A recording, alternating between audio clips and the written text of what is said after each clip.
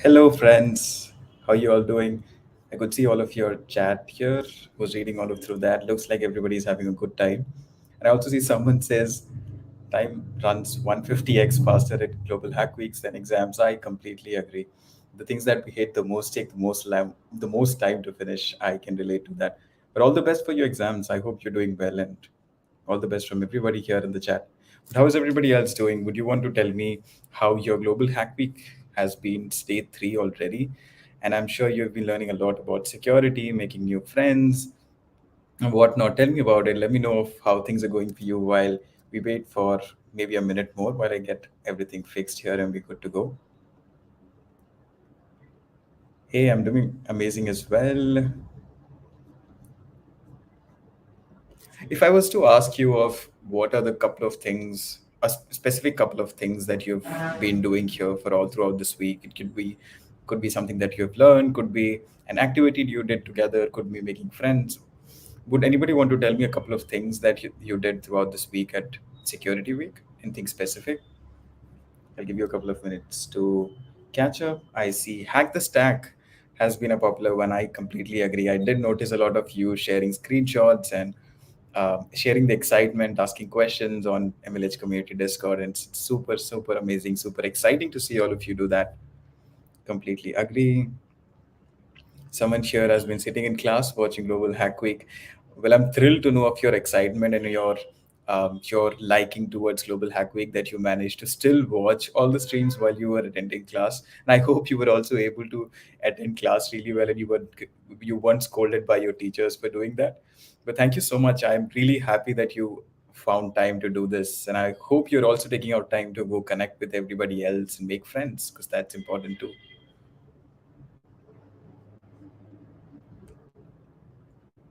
Well, jumping straight into what we're going to do here, we're going to be talking about Python, the programming language. We're going to cover a little bit of basics of the language, but we're going to do that super fast. We're also going to learn some things about security because, of course, this is Security Week and we all want to know and learn about security. And while we're doing that, we'll also give a shot at a couple of challenges, daily challenges that we have on the Global Hack Week website, just exclusively for Security Week. If you haven't got to that yet, how about we go straight into first checking out the challenges that are on there for today and then go around with our agenda here. Let's do that. That sounds like a great plan. Let's go look at Global Hack Week website. So this is what the schedule would look like. And if you are at ghw.mlh.io, this is the website. I'm sure all of you know this by now because you've been so enthusiastic about Global Hack Weeks. Going straight into challenges, these are also challenges that you can attend, and these are amazing ones. And it's not just all technical, we have non-technical ones and really easy ones as well that you can complete and submit on the daily dev post or the daily form. The instructions of it are already there, and a couple of ones that I would want to highlight here because we're going to give that a shot. Oh, hack the stack, of course, is something that I should mention here because I notice all the excitement in the chat and from this, not just from the chat here, I should say the excitement that's been on Discord as well. It's been amazing to see all of you do that. So a shout out to Hack the Stack Challenge here. If you've not still given that a shot, go do that. And you can always come back and talk to the community of how your progress has been. But moving down a little bit, there's implement a Caesar cipher. That sounds like a something that we could give it a shot here during the stream. There's also one that's about password strength, and I'm sure all of us probably on a daily or a weekly basis have been looking at password strength here and there. And it's become fairly easy for us right now to get a very strong password because Google Chrome, if that's what you're using, suggests a strong password with just one click or a couple of clicks at max. But how do you think that's done? We probably get to know that a little bit more. Uh, yeah, with that, I think all of you will know a little bit about what challenges we're going to do. Let's just go quickly into the agenda. Here we're going to talk about a session which is called Intro to Python, and of course we're going to talk Python. But before we get started with that, if I've not had a chance to meet all of you yet, my name is Siddharth and I work as the first party events coordinator at Major League Hacking. By first party events, we mean the events that are completely owned and run by Major League Hacking. One of those is Global Hack Weeks, where you are at right now. And if you have been around for our digital hackathons during almost every weekend, that's also something I get to work on. And this is my first time on the Security Week, streaming for the Security Week. And I'm really, really, really excited because this is also probably going to be my last time on the stream for this week. But I'm sure I'm going to do the most amount of fun. I have the most amount of fun with all of you on the stream here. I can see a lot of excitement in the chat. Let me just go back very quickly to see what's been happening in the chat. Another hello, hello. Thank you so much for joining. Super excited to see the stream. I completely agree. I've seen all of you do a lot of subtle promotion for Python Pros as well, which is a guild. I am sure everybody from that guild will also be very excited to see that. But while we're getting into this, is there anybody here who's probably getting to know of Python for the first time, is excited to learn this because you're genuinely trying this for the first time? Anybody like that? Would you want to tell me that? Or if this is not your first time learning Python, is there any particular language that you're looking forward to learn, maybe this Global Hack Week, or are you in general very excited or looking forward to learn any language specific? For me, I think Rust has been a language that I've been really looking forward to learn. And I think I gave it a shot just once. I really need to put in more effort in doing that. But for the one time that I read about Rust, it really sounded like a very interesting programming language for me like that. But anything that you all are looking forward to other than Python, let me know in the chat. Let me know what things you're excited for. Um, Another hello. Oops, the wrong one here. A subtle promotion again. But hello, Jitesh. Thank you so much for joining. Right. While all of you are catching up, we're going to move into the next one. And we're going to run straight into what is Python. I know all of you have heard of Python as a snake. You've probably also seen the logo of Python, which I unfortunately did not put up here. That reminds me, I should have had it here. But what is Python? Python is a high-level general-purpose programming language. That's what you're going to see if you Google Python. But let's just understand a little more simpler things about it. It was released by a Dutch programmer the names there. And this was in the year 1992. So it's not very far away that this was founded or this was created instead. About 30 years is what I'm guessing, if my math there is correct. It's a fairly new programming language, but all of us know how popular it's become now, not just with maybe server-side scripting or back-end scripting. It's been very popular with AI, all kinds of applications of AI. It's been very popular with Python. And all of that, we'll get to know why all of this has been happening. And I don't really know if all of you know of this, but Python on the low level is actually written on C language. And what does that mean? If you write code for Python and if you compile that, there's actually an interpreter which is written on the language C that makes everything work together. How cool is that? So whenever you're trying to write something on Python, there's someone who's written a lot of things on C, the C programming language, and that's how they've made it so simple for you to use a programming language like this, where it's kind of almost similar to English language. You're just writing a lot of, uh, I would say, you're writing bare minimum lines of code. If you've written code on this is the language C, C++, or Java, you would know how many lines goes into making something like that. It's made really simple with this programming language here. Some more hellos coming in. Thank you so much for joining. I'm excited to have you all here. And it uses a concept of indentation. How do you explain indentation? Or how do you compare indentation with other programming languages that you might use? If you've used, let's just take an example of Java. If you've used Java, you might have noticed brackets that you use, curly braces as the other word that I think mostly people refer to it as. And these brackets that you use denote the start and an end of a logical block of or a block of some kind inside a programming language, and that's how you know that this belongs to a particular section. It's similar to how you would write something in HTML. You have these headers that you do. So you, let's say you're creating a div. So you open the div header and then you close that. That's how it works. But here you're not doing any kind of brackets. Essentially, what you're trying to do here is you're making everything that should be logically together appear together using spaces or tabs. I mean, we're going to get to that, but I just wanted to mention while we're talking about Python. Moving on, what do you think are the features? Um, Looking back at the chat, I'm sorry I get distracted by the chat because I love to read all that all of you are talking about. Um, cool. I think most of you have been talking about things amongst yourselves, so I'm going to skip that for now. But we're going to quickly get back if there is anything at all that needs to be answered. Oh, fans of indentation. Of course, I agree. It makes life so much simpler. Completely agree. Cool. I'm going to get back to the chat a little bit, but let's quickly talk about the features here. Uh, the first thing I'd like to point out here, it's an independent language. What do you mean by it's an independent language? The code is executed line by line, than being compiled into a machine code. Let's go back and use the example of C or C++. You might have noticed that you have to run a couple of commands for a language like that to actually run and give you an output, which is because the first time you do something, you type a couple of commands and then you press enter. The code that you've written gets compiled into machine code. Machine code is simpler for your machine to understand, as the name suggests. And then when you run the machine code, that's when you actually start to see the results of what you've written code for. But on the other hand, what happens here in Python is if you just write python Python space your file name .py, which is py, the extension of Python files, and you hit enter, and then everything appears directly. You don't really have to go through a two-step process. So in that sense, we say Python is an independent language.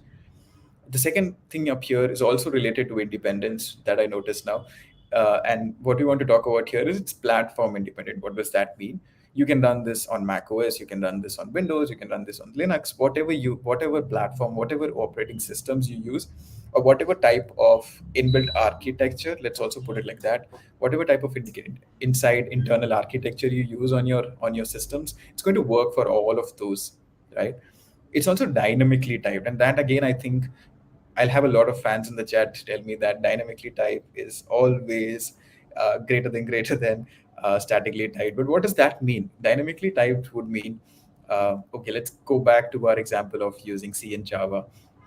Very well, you are okay. I think this is going to get a little complicated, but if there is anybody in the chat who is not really dealt with variables at all, don't really worry. We're going to get to variables, but for someone who has done some programming in other languages, whenever you have a variable declaration that you need to do, you have a data type that you also explicitly mention when you give your variable a name and a value. Let's just say you're trying to initialize an integer type of a variable, and you need to give it a variable name. For other languages, for most languages, you need to use the keyword which is called int, which stands for integer, and then you give it a name and then equals a value to it, right?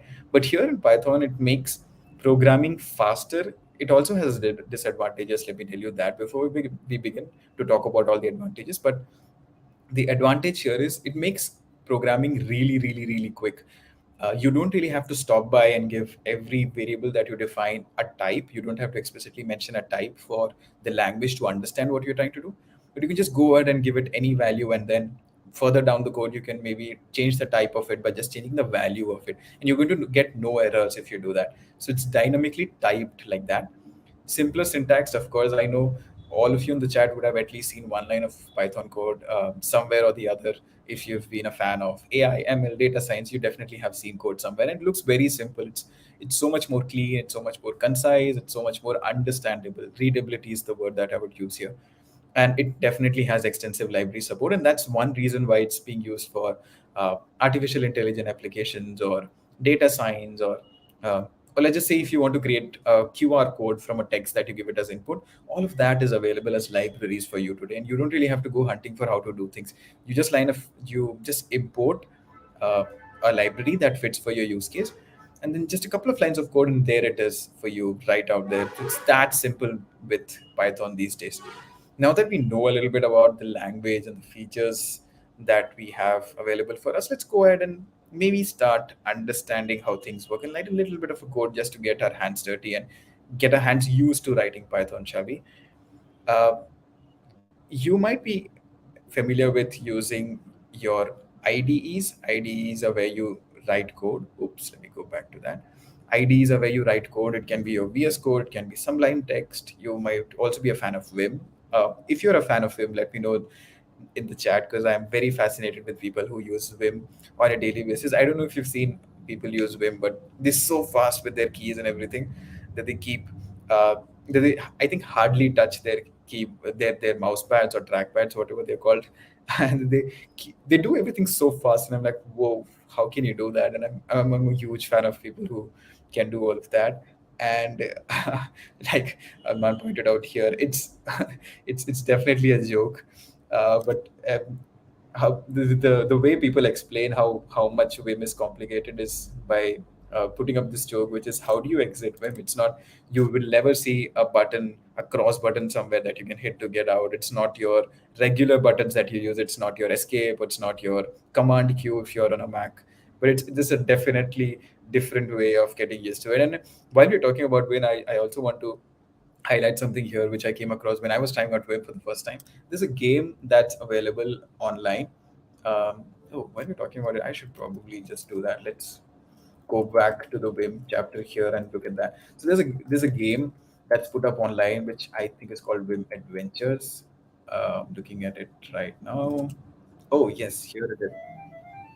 This game that you see here, it's called Vim Adventures, and what you're trying to do is trying to get yourself accustomed or habitual to using your keyboard the Vim way. So it's not very straightforward on how you're going to navigate through the lines or anything at all that you want to do it inside of Vim. You have to get a little bit of practice on how that's done. This game was only and only built for that. So if you notice all the letters that's written here, the K, the H, the L, the J, all of that to help you move up and forward. So I clicked K, it went up. If you click J, it's going to come down.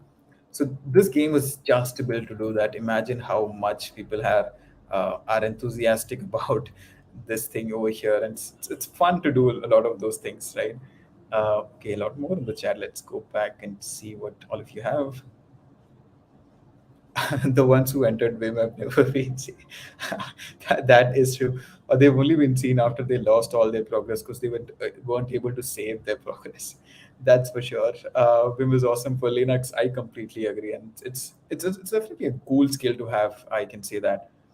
Vim Adventures, yes, Vim Adventures is the one we're talking about. Um, It is pretty cool, I know, right? You should all probably give it a try, and we could also have that as a challenge the next time while you go and learn some Vim, or you go ahead and go through the lanes of Vims to understand how it works there, and maybe complete at certain levels of the challenges. That sounds pretty cool to me. But yeah, that's for Vim. But let's just quickly come back to our intro to Python session here, and we were going to talk about numbers and strings. So let's just go ahead and write a couple of lines and just make sure this is visible to all of you. I think this is more readable with it zoomed in. If it's still not readable to any of you in the chat, let me know. I have my eyes on the chat and we'll make changes accordingly. So we're going to talk about numbers and string. And if you notice, I put a hash symbol here, which is how you do comments. If you've been writing code elsewhere, you might have seen the double slash being used somewhere. You might have seen other forms of comments too. But if you'd want to write a comment on on a Python code or on a Python file, you would use this symbol here. And I was also talking about what Colab is. So Google Colab is where you can write a lot of lines of code, and it's not a typical IDE. It is called an or interactive. I think it's called an interactive Python notebook, and it has a extension of .ipy. Py stands for Python. I think is for interactive, and then there is NB at the end, which is notebook. So I'm not going to complicate that a lot, but I'm going to tell you very briefly. What you can do here is everything here works as a cell. So what you see right now is a cell, a code cell that I've created. Uh, okay, to begin with, I think it's not fair. It's going to be unfair if you don't do a hello world with the programming language that we're going to learn. So print is how you display something or you print something in English language, and you have codes outside, and then whatever you put inside of it, it's going to print as an output outside. So the advantage that I have here when I use Google Colab or any notebook is what we call them. If I use a notebook like this, I can run cells differently, and I don't have to write the complete file like we do with our IDs. I don't have to write the complete thing and then maybe type Python every time and then have the output come to me. I could just go ahead and execute cells that I want. I could write a lot of things and only keep executing the cells I want. And like you noticed, it did print hello world. If you noticed a little bit of delay in it printing, that was only because Colab has a way of allocating resources to you, which means because this is running on cloud, there are certain uh, computers somewhere in the world that is actually enabling you to write code here and process it. And if you're inactive on this website for quite some time, it deallocates those things from you or from your instance or from your session that you're running.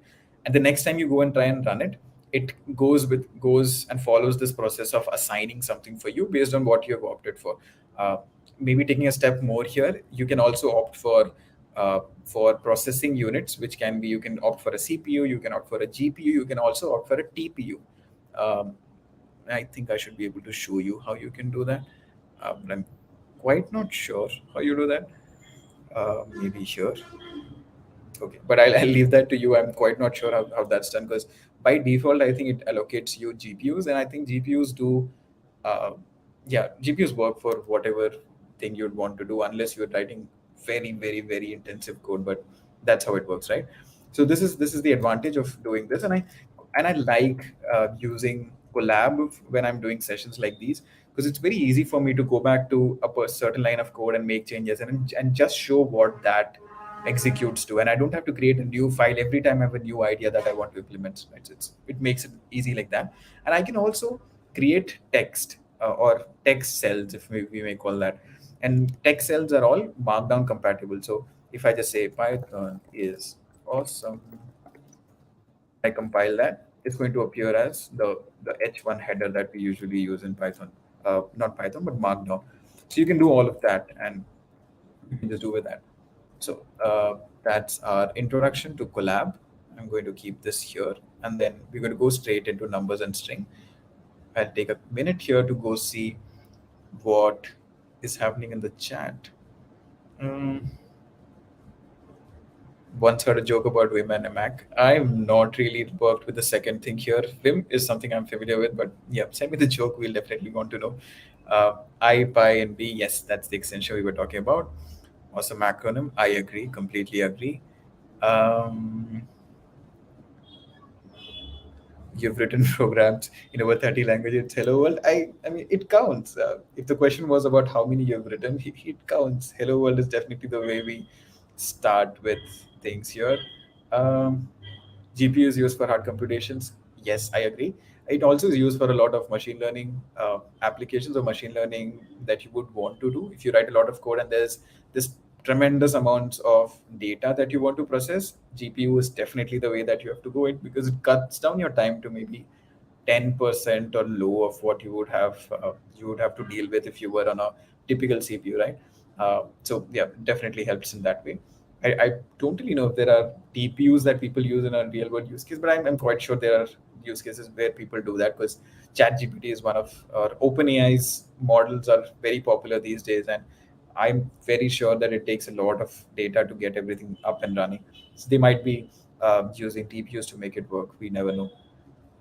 But yeah, getting back to numbers and strings, strings you might have already come across in other programming languages. If you don't know what strings are anything that you write as a um, in a language or in English language, let's say. So if I say my demo string, or my the statement, or the variable that I wanted to name it was demo string, and you can name it whatever. So this will be your variable name, and then you can say you definitely have to provide quotes, because you have to explicitly tell it that it's of string type. If I was to write just 1 2 3 here and look at the type of its variable. So if the thing that you see here, the keyword type that you see here is for the system to tell you what is the internal data type that it has understood from from a variable's value. Let's go ahead and check what it says for demo string. It says int, which means integer. Now, if I want to change it to string, all I have to do is I can just put quotes here, run that program again. It's going to say string. So this gives you an idea that every string that you would want to have has to be put inside of quotes. Now we printed hello world, right? So we're going to do the same thing. We're going to say demo string is hello world, and I'm going to print, oops, I'm going to print demo string, and it's going to do the same thing for me. It's going to say hello world, and because we also had another line of printing, which was to print the type, it says str. You'd also notice that it's a little different on how printing happens here, because I did not put an explicit print statement outside of it, but that's how it works with these notebooks. You can just put in any variable, and then it tells you what's inside of it.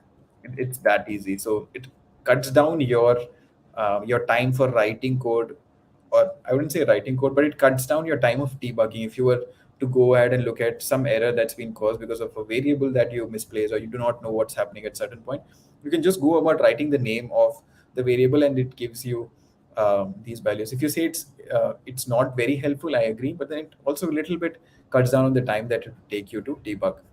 So that's about strings. But let's just go ahead and look at different types of integer values, or values or numbers that we can have, because numbers was something that we wanted to talk about. So I'm going to say type of one, and you're going to find a lot of these suggestions that pop up by Collab. That's just a Collab thing. Collab would give you auto completion, would give you a lot of insights on how things work. If you write a function, it's going to tell you what variables or what parameters the function expects, and all of those things. It's just a Collab thing that we can safely ignore that for this session. Let's just look at different types of values that we can have. So the first one is just one, which in my mind tells me it's something that doesn't have decimal points. The second one is 1.34, which has decimal points. You can go ahead and maybe have an imaginary number. If you've been learning complex numbers, I think that's what they call it. You might have seen a I or a J be put down to mention the imaginary part of a number. Let's put it into that. Here it's called J. So if I say 1 + 4J, this portion of it is imaginary, and this portion of it here is one. Sorry to make it very complicated mathematically, but I just wanted to show you these are all the things that you can do. Now, if I go ahead and compile this, I'm going to see that the first one is of integer type, which was quite obvious. The next one is called float, which means floating points. It has floating points or floating points. Yes, it has that the 0.34 makes it a floating number. And then complex, like we already discussed, it's a complex number, as we would want to call it.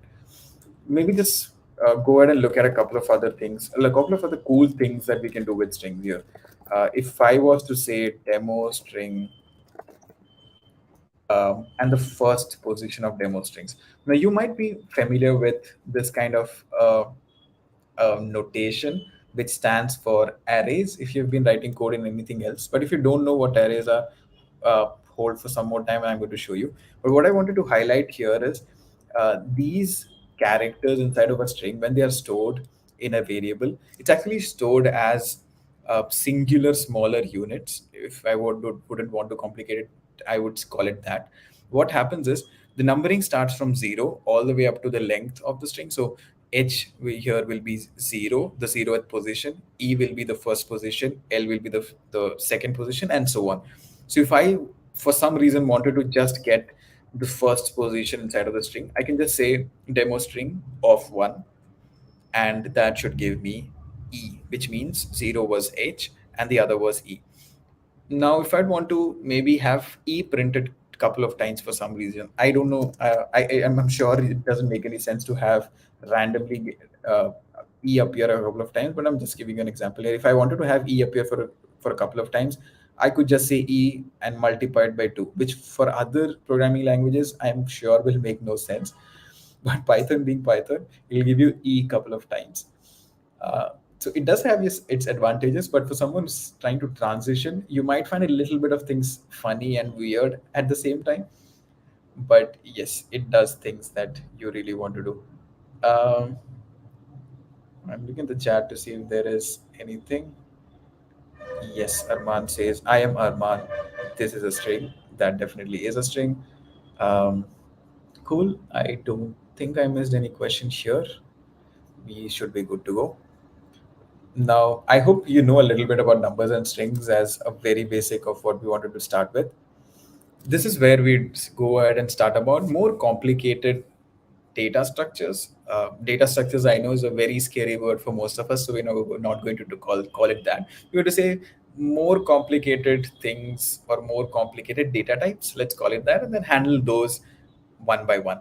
So I'm going to go back to our collab instance here, and then label this as list, tuple, set, and dict. Dict, what you saw there is actually called dictionary, right? I'm going to try and see what these are and how this is differed. Now, the first and the most simplest thing here is called list. If you've been writing code in other languages, you know what arrays are. Arrays here are called list. That's the easiest explanation that I can give you. Or if you don't know what list or arrays are, uh, yeah, completely, I can tell you with a very easy example what they are. Let's just say A is one of the lists that I want to initialize here. And lists are just combination of a lot of values together. Now, what we saw earlier was one variable having one value when we did the demo string hello world example, right?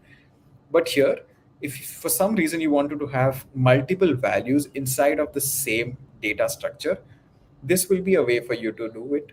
There are others like tuple, set, and dictionary, which kind of differ in the use case and what they can do. But this is the easiest example that I can give you for now. Also, another cool thing about this is I can have values which are of different data types. Let's just say I wanted one of them to be an integer. I wanted other to be a floating number.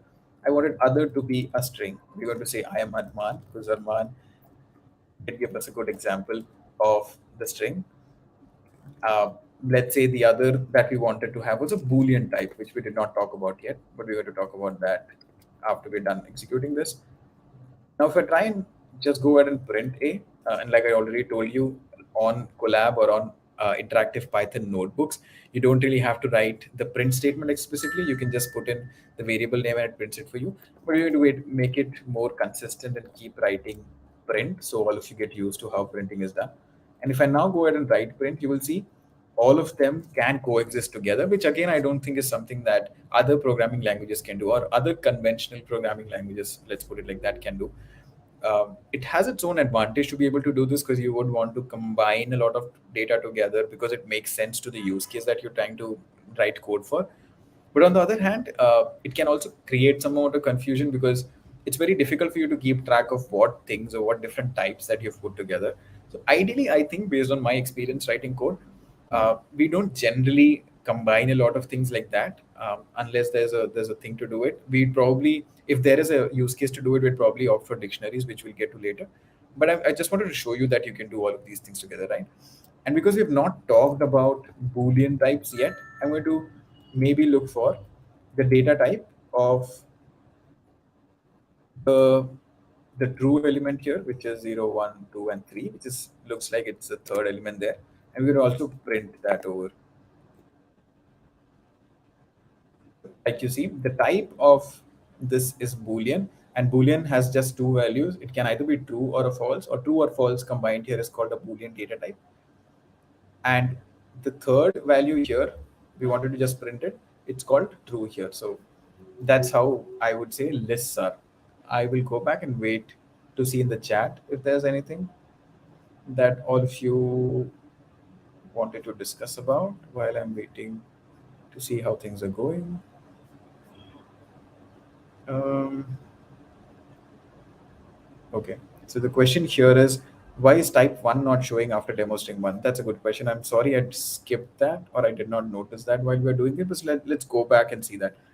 Okay, let's pull both of these things here and then put it here somewhere. Try printing it. So this is probably what you were trying to ask, which is why didn't the first type get printed, but why is only this line of printing happening? That's again a Google Colab way of doing it. What it does is it's only able to handle one print like statement without actually printing it. Or if you'd want to combine these together, you can just you can just make this appear together and put a comma here. This way, it's going to print everything that comes in. But if you have multiple lines of print like things, I removed the comma here, my bad. But if you have multiple lines of print like statement, it's going to only print the one that appears last. But like we said, we're going to make it look consistent. So I'm going to do print type of demo string and then do print type of all the other things that appear. And then when I execute that, it's going to show me all the other outputs. I hope that makes sense.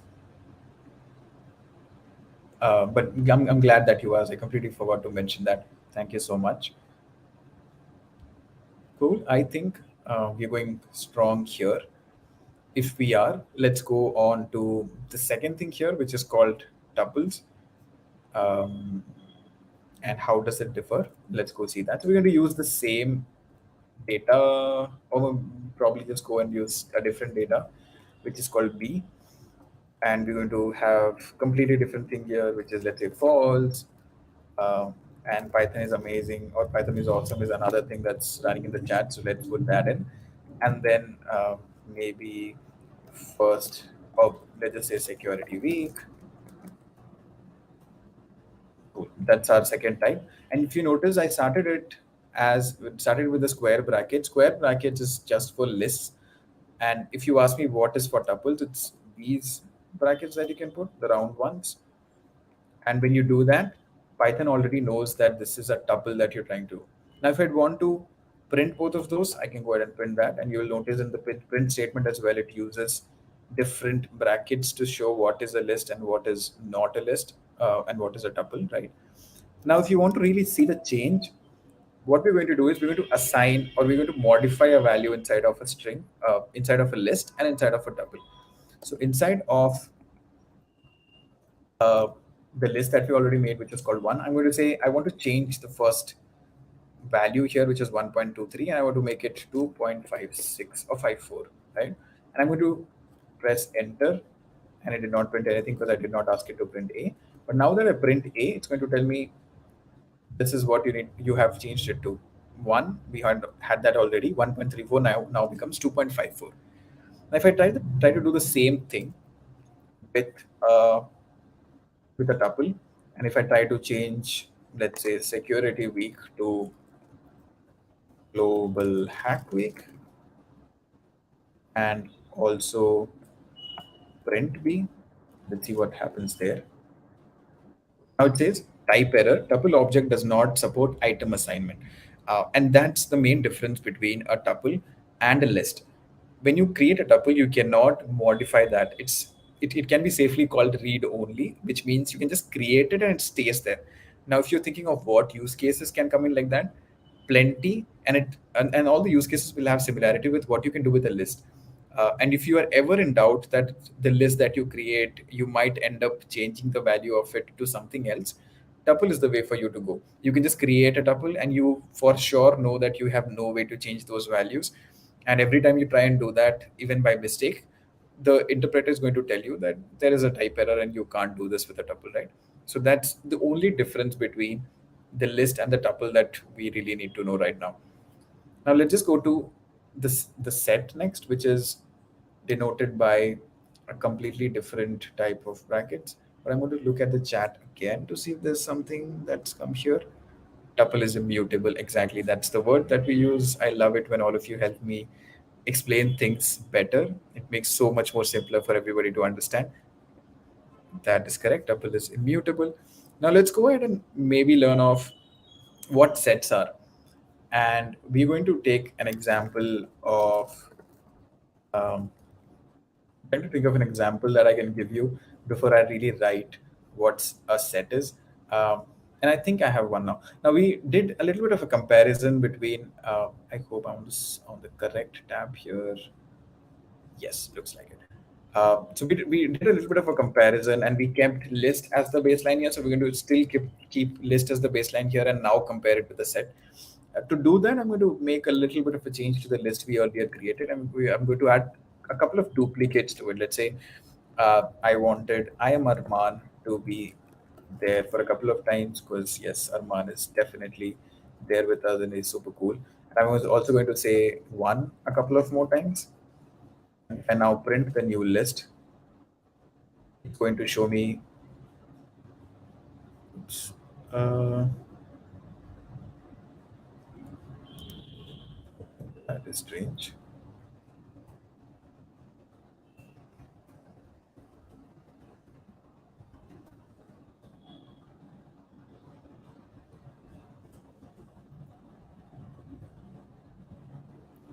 I think I did something wrong there.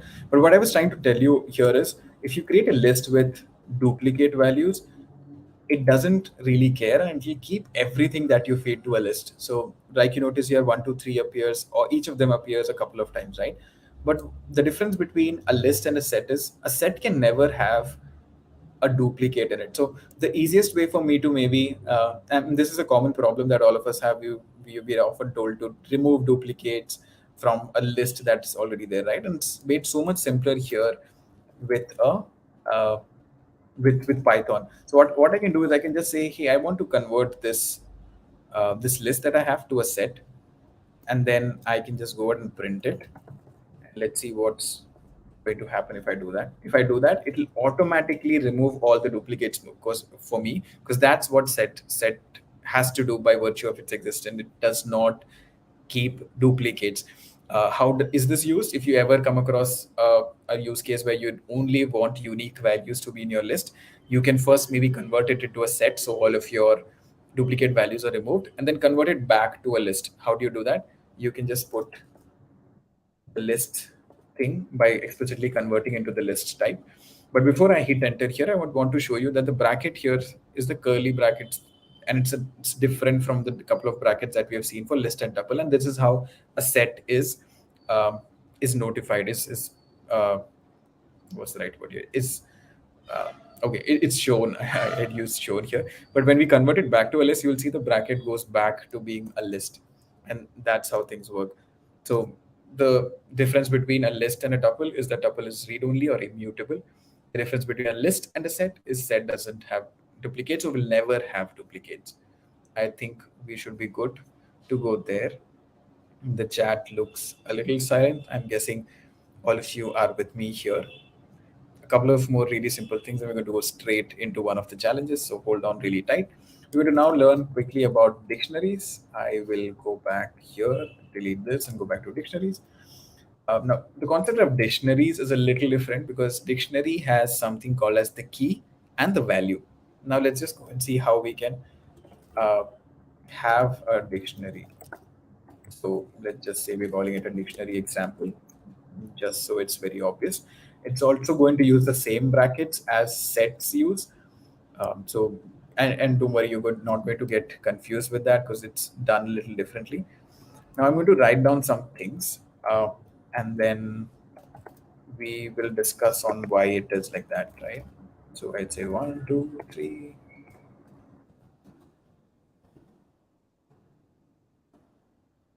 You would notice that there is a colon in between that differentiates, or that is like a separator between a couple of values. The value that appears to the left is called a key, and the value that appears to the right is called a value. Now, how does this make sense and what does this mean? Let's say I want to know what is the value for the key 1. And this is how I'm going to write. If I want to know what the value of the key 2 is, this is how I'm going to write. Now, if I could give you a very relatable example here, which also conveys the message here better, I could say that, hey, I'm trying to use this variable to have a store of people's name and the guild that they are part of, right? A very simple example, but let's just take that. Let's say me, I am part of, let's say I'm part of Global Hack Week. And then I'd say there's another person called XYZ who's part of a guild called um, Python Pros. Let's give them another shout out here. Uh, and then let's say ABC is part of a guild called Three, right? Let's just do that. Now, if I wanted to ever go back and look at, hey, which guild was Siddharth part of, all I have to do is I have to just look for Siddharth inside of the dictionary, and it's going to say, hey, because you mapped Siddharth to Global Hack Week, Siddharth should be part of Global Hack Week. I hope that explains why we would use dictionary. You would use a dictionary if you'd want to map data like that. Now, what would be a way to do these kind of a mapping in very layman terms? What would you do if you'd want to do a logic of dictionaries, but you're not using Python? I think what we could do there is we would create two lists or two arrays, and then keep the position of both of these values the same. Or let's say if one of the lists or one of the arrays that I create is of all names, the other will be of all guild names, and then the first, let's call it A, the second, let's call it B. So A of 0, if A of 0 is Siddharth, B of 0 will be Global Hack Week. If A of 1 is XYZ, B of 1 will be Python Pros. And that's how we'll do mapping. And it actually will require you to keep everything in your memory and be able to map things. And you can never go around and play with it ever, play with both of these together. You'll have to change both of these together to be able to keep that consistent, right? It makes it so much more complicated to do that. But here with dictionaries, Python makes it very, very simple for you to do that, right? I'm going back to the chat to see if there is anything. I love how much all of you are missing 404 and Arman also, but Arman is still here in the chat. Someone says Arman is the key to 404's value. That's amazing. We all love their friendship. Of course, we do. Um, we can use this instead of that bracket. I think we can if you try and initialize that. Let's go check how that would work. So if we go back to see dict of um, 1, 2, and maybe let's do the other way around and say 3. I don't really know if this works like that, but you can use this. This sounds like something when you're trying to change the data type. Um, but I would say I'm not quite sure here, because we tried to initialize using that variable. It did not really work, and you cannot really change data types of other data structures uh, directly to a dictionary, because dictionary has couple of values together, but the other ones only have one. But I think there is definitely a use case for what you have said, which I cannot recall. Let me just go back and quickly check. If I remember correctly, there should be a way for you to zip a couple of data types together. Let's just say I had two lists where I can zip them together. Zip them would mean A of 0, B of 0 is zipped together to look like a dictionary, and then I can then convert it to a dictionary. Uh, there should be a way to do this, and looks like it. Oh, we can also do something like this. Okay. Um, let's just go ahead and try this. I've been just Googling to see what we can do. So this is an example that I picked up online, which where they say you can have the dict type outside and then say name is this, age is this, and the other thing is this. I just go and compile to see that it actually works. It does. So that's another way of initializing dictionaries. Thank you so much for that. That's completely new for me.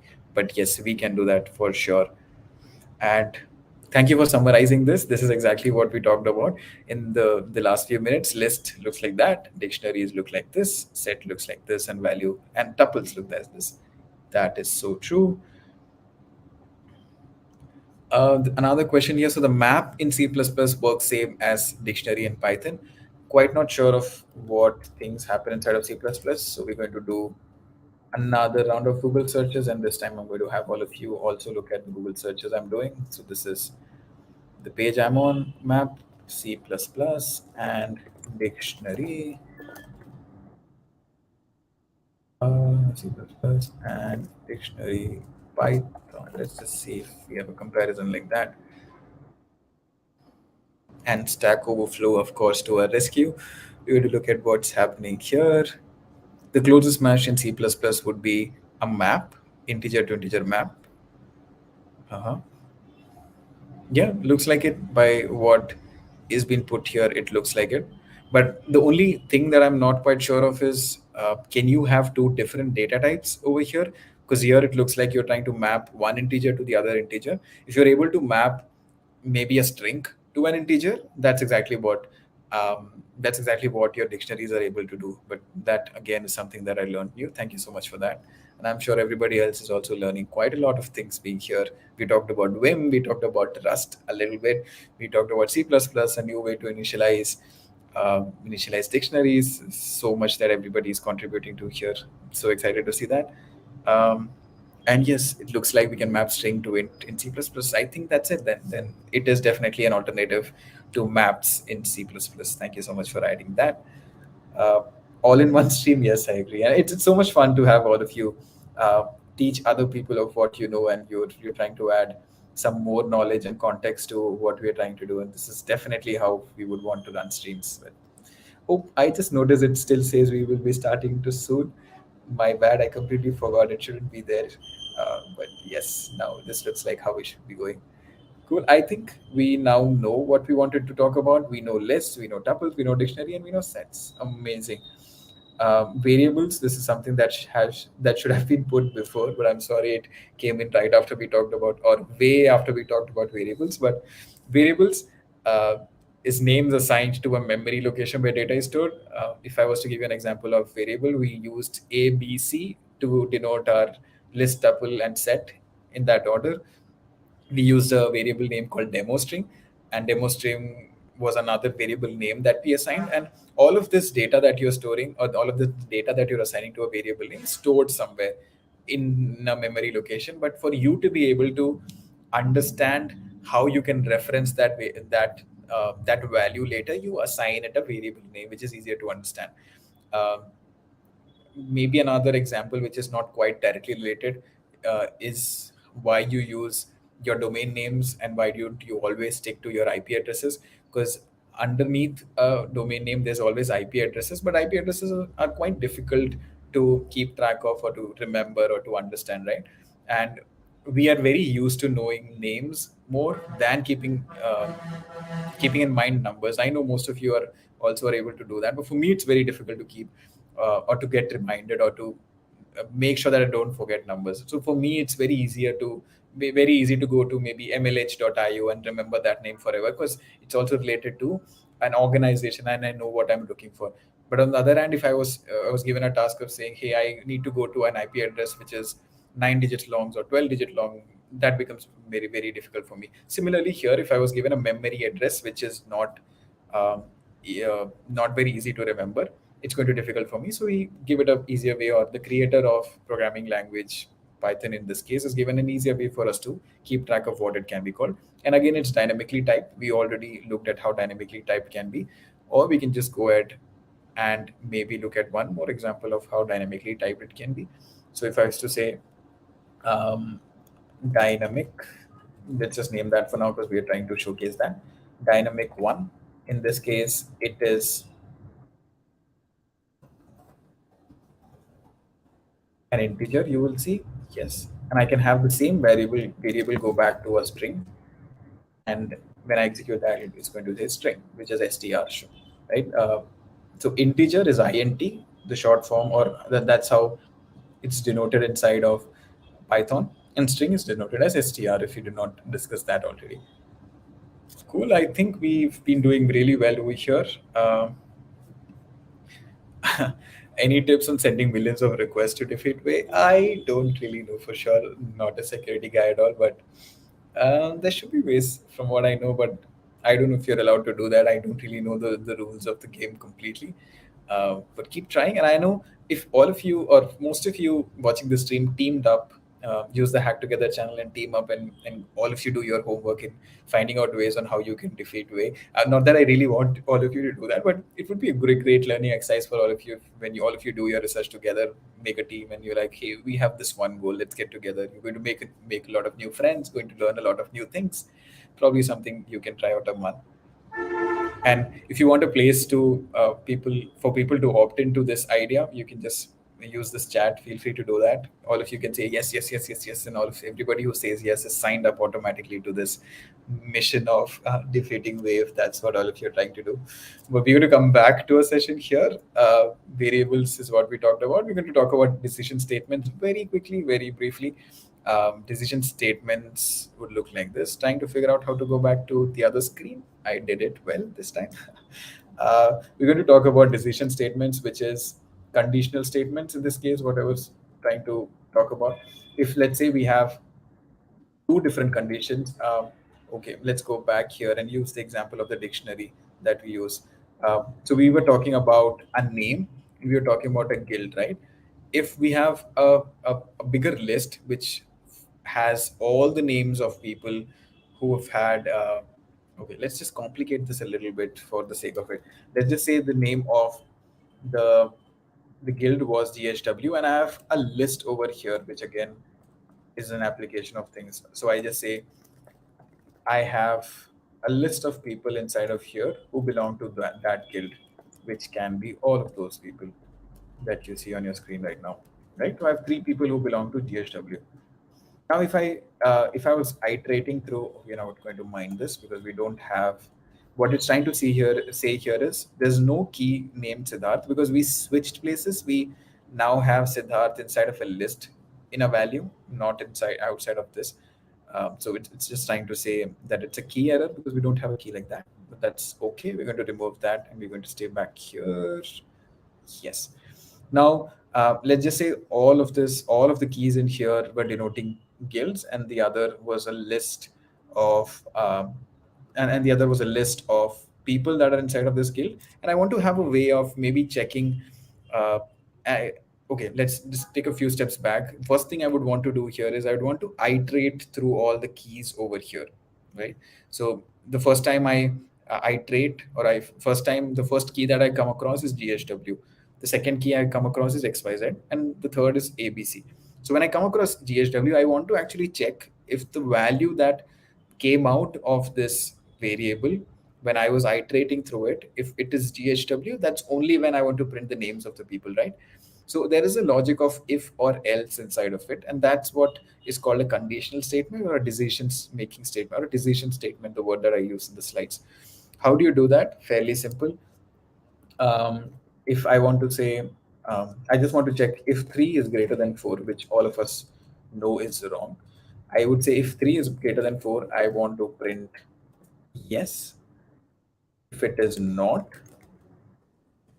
I want to print no.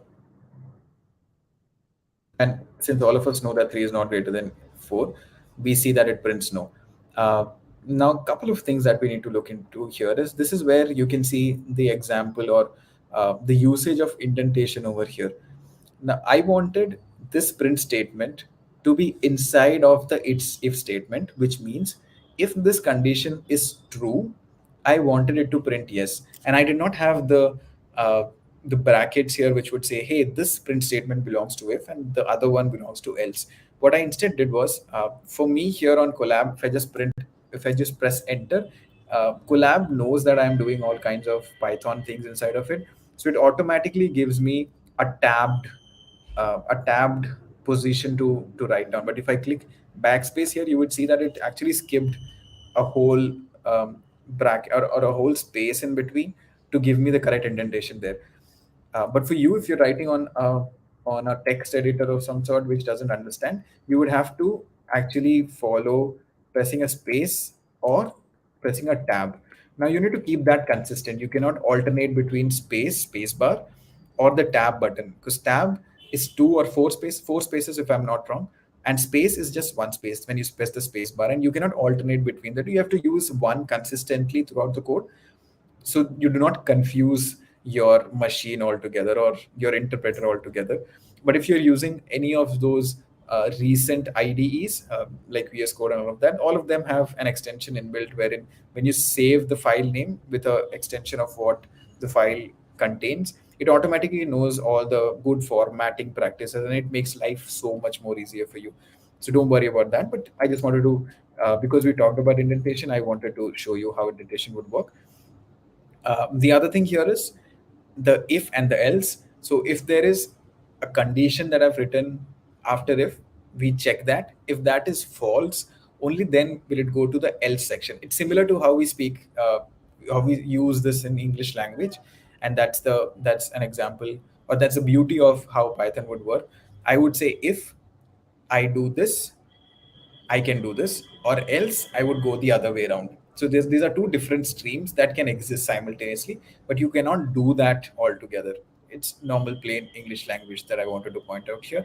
And I think you get a little bit of idea of how simple it is and what it is like together. And I can see a lot of activity here on the chat. We did seriously try asking people to join and make a team and get to do that. That is so cool. I'm so happy all of you decided to all of you decided to get together. I am sure we also will be very excited to see what all of you are trying to do together. But that's cool. I really want to screenshot this and show way that everybody decided to group up together. I have a screenshot now, but I love the enthusiasm that all of you have to do this. But yeah, keep it a friendly competition here, and make sure everybody gets to learn, and keep talking on Discord. Let everybody else also know how it's going, and do share your progress as well. Let everybody else know of what ways you tried out and how effective that was. Make sure everybody is learning together, and make sure all of us are learning together and progressing together, right? But yeah, this looks like a great team that we're trying to build here. Now we've been talking about iterations while we were discussing about decisions, and this is exactly when we should be talking about loops, because loops is where iterations happen. Let's go back quickly. And I, for some reason, got signed out of my Google account. Thank you, Google, for doing this to me on the stream. But please go back and log in really quickly before I can go back to the collab instance. 1 second. Yes, I think we're back in. Cool. We are. Now we're going to maybe take a very simple example of how uh, loops work here. And cool, let's just do this. We're going to have a list which is going to be several numbers inside of it. I just want to iterate through everything that's inside of a list, right? And it's going to look a little bit more simpler and a little bit more similar to English language when I type this. So I'm going to say for a value or for a number, I can name it anything. For a number in a number, let me just go back and explain what this is. This is one way of writing your loops, which is I have a variable which has several values, and I just want to get values one by one out of it. The one, okay, let me just write down the other way also so we are able to compare. So I can say if position is in range length of a. You might be familiar with this kind of an approach, which I think is followed by most other.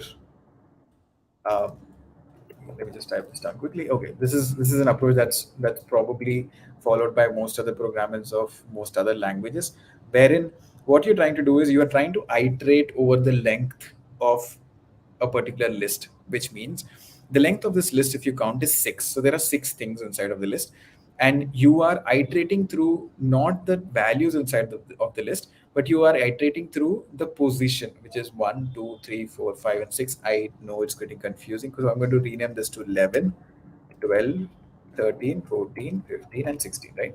So 11 is at position 1, 16 is at position 6 for humans, but for the computer, 11 is at position 0 because all of us know it starts from 0 for everything inside of a computer, right?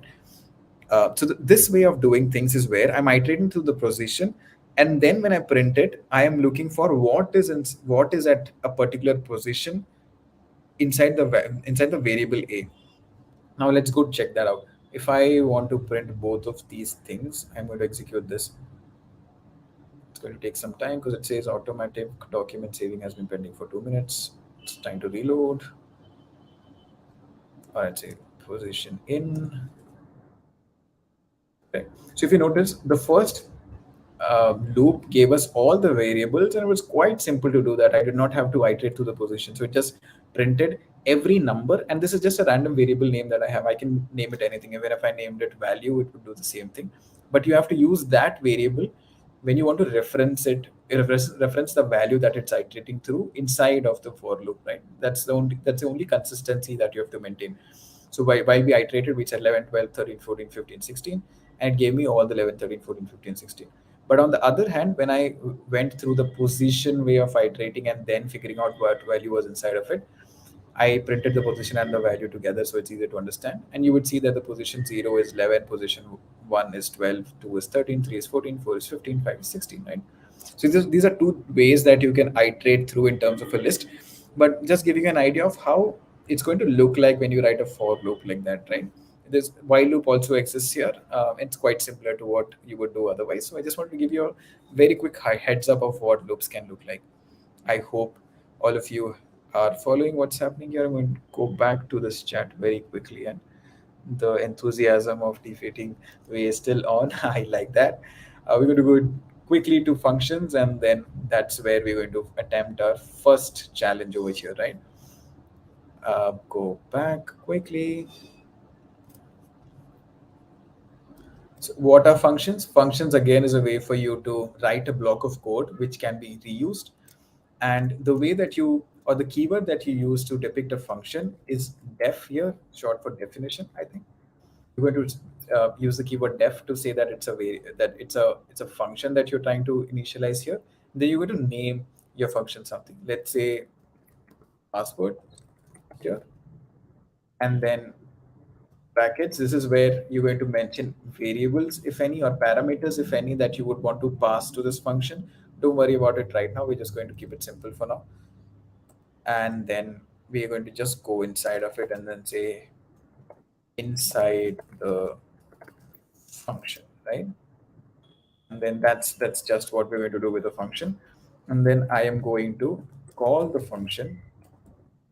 uh, what does calling a function mean? I've defined a piece of code that would not execute on its own if it was part of a real programming file which has several lines of code. So what I do instead here is I would write my Python or my definition here or my function here, and then I would call it whenever I would want to use it. So if I just call it once, I can call it multiple times. Let's just assume that this call is happening at multiple parts of this program. So I click enter, and you will see that because I called it twice, it's going to appear twice. Now, how does this work? Let's say I was doing some sort of arithmetics here, which was okay. Let's just make it a little more easier to understand. Let's say I wanted this to be a function which does additions for me, right? So I can pass in whatever number I want to. Um, okay, let me quickly make those changes so I can talk about what changes we made. Yes. So what we're trying to do is, let's just say I want to make additions. I can do this in multiple ways, and let's say this addition is not just plain addition that I would want to do sometimes, but it's part of a larger logic that I'm trying to write, and it has to be reused every now and then. I don't want to rewrite the addition line of code, even if for this example it's very short. You think of more complicated examples where you have to write a lot of code, and you don't really want to rewrite it every now and then. So what I do is I'd make that a function and then just keep calling it with whatever parameters is required to do that operation. In this case, because we're trying to do an addition, I need at least two variables or two values that need to be added together, right? And I mentioned that generically over here as a and b. So every time I call this function, I'm going to pass two values, which inside of the function would be called a and b. And then before I print it, I do an a plus b and then print that value. Now, what that helps me do is every time there's a separate or a completely different value that's going to appear, we're going to just do a plus b, or we're going to just pass those values into a and b, and then it gives me the sum of it. So 1 plus 1 is 2, and then 2 plus 6 is 8. That's how simple it is.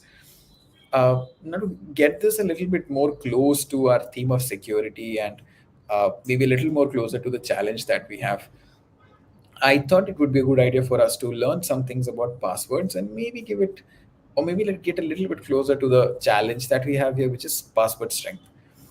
Now, I'll take a little bit of break here to get to know from all of you what things do you keep in mind when you generate a password. I know it's become fairly easy now for you to generate a password. For you, you just have to click on suggest password, and then it gives you a long list of, or not a long list, but it gives you a password which has everything checked out, right? Uh, but tell me, what are the things that you know that you need to take care of while you create a password? And when I say create a password, you need to make sure that it's a strong password. What criteria do you think comes into picture when you create a strong password? I'll give you a couple of minutes to catch up and answer that question in the chat while I scroll through everything that's happening here.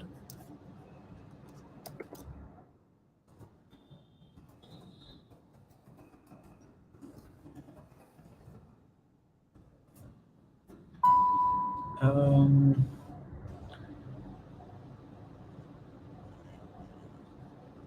let me see.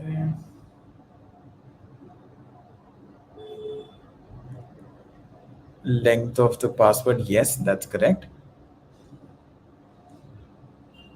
Um,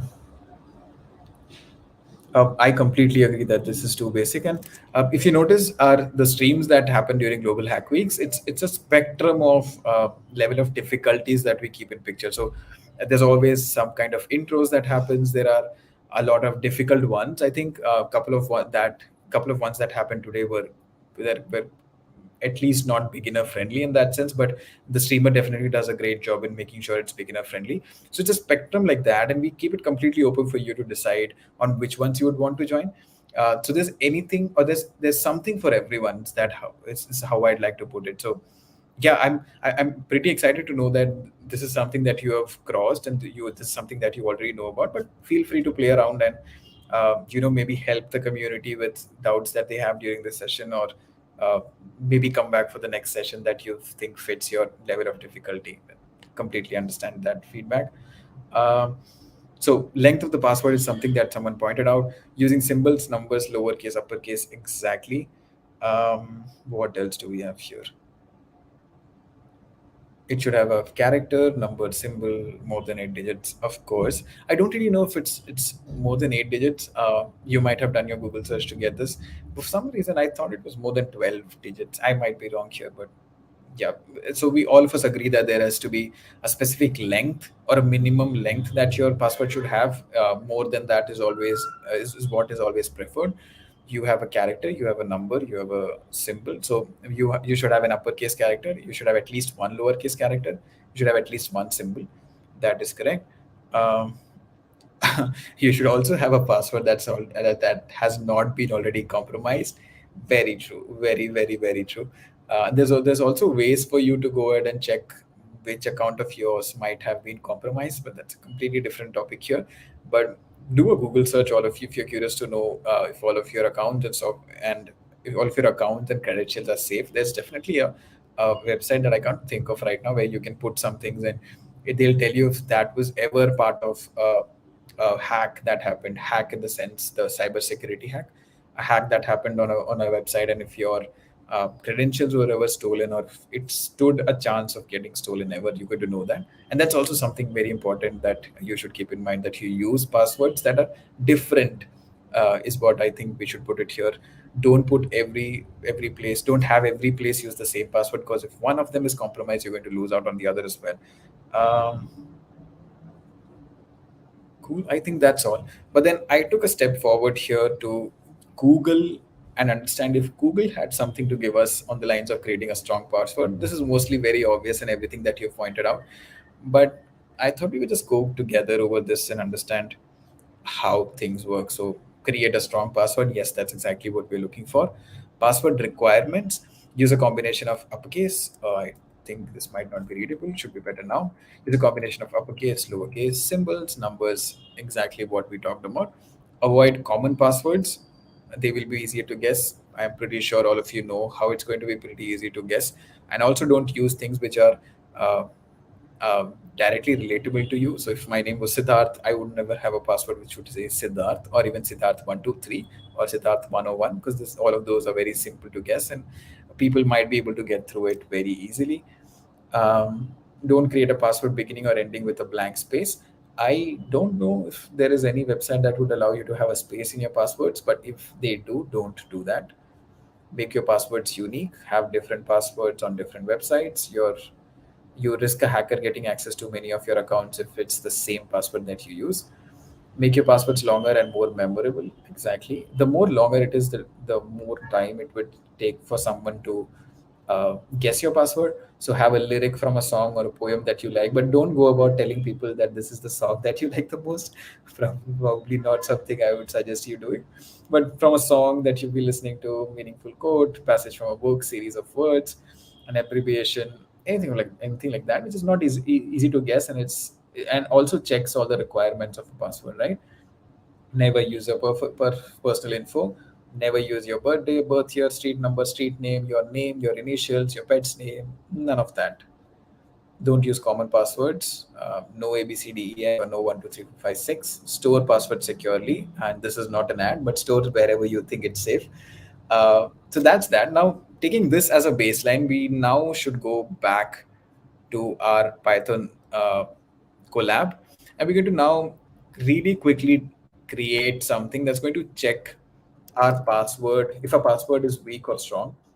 The strength of it is going to be the second level, but we're going to quickly just put everything that you said into a programming language, which was should be a number, not should be a number, but it should contain at least one digit, should contain at least one lowercase, at least one uppercase, and it should contain some special character, right? We're going to do that. So we're going to say we're going to create this as a function. So let's say password checker, and for now, maybe let's just pass a variable which is password,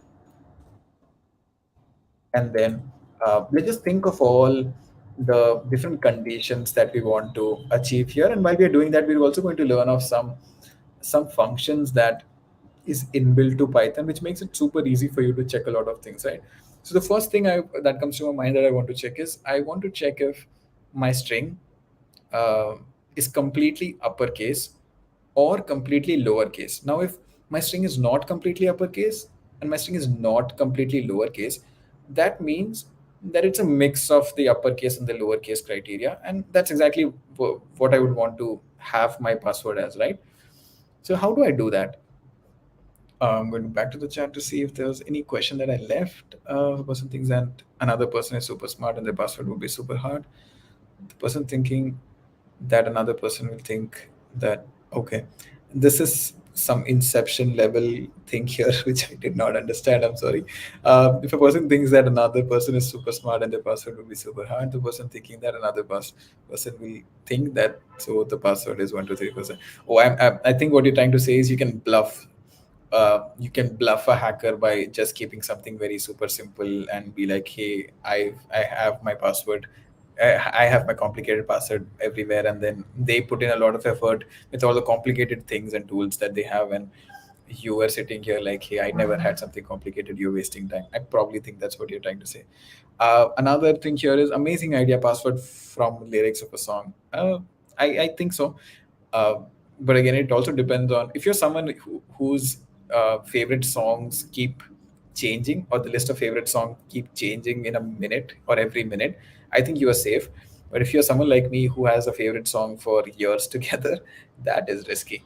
But yeah, that's a good idea. I think if Google would want, or Google decided to suggest that to us, I think they've done their research enough to tell us that that's a great idea.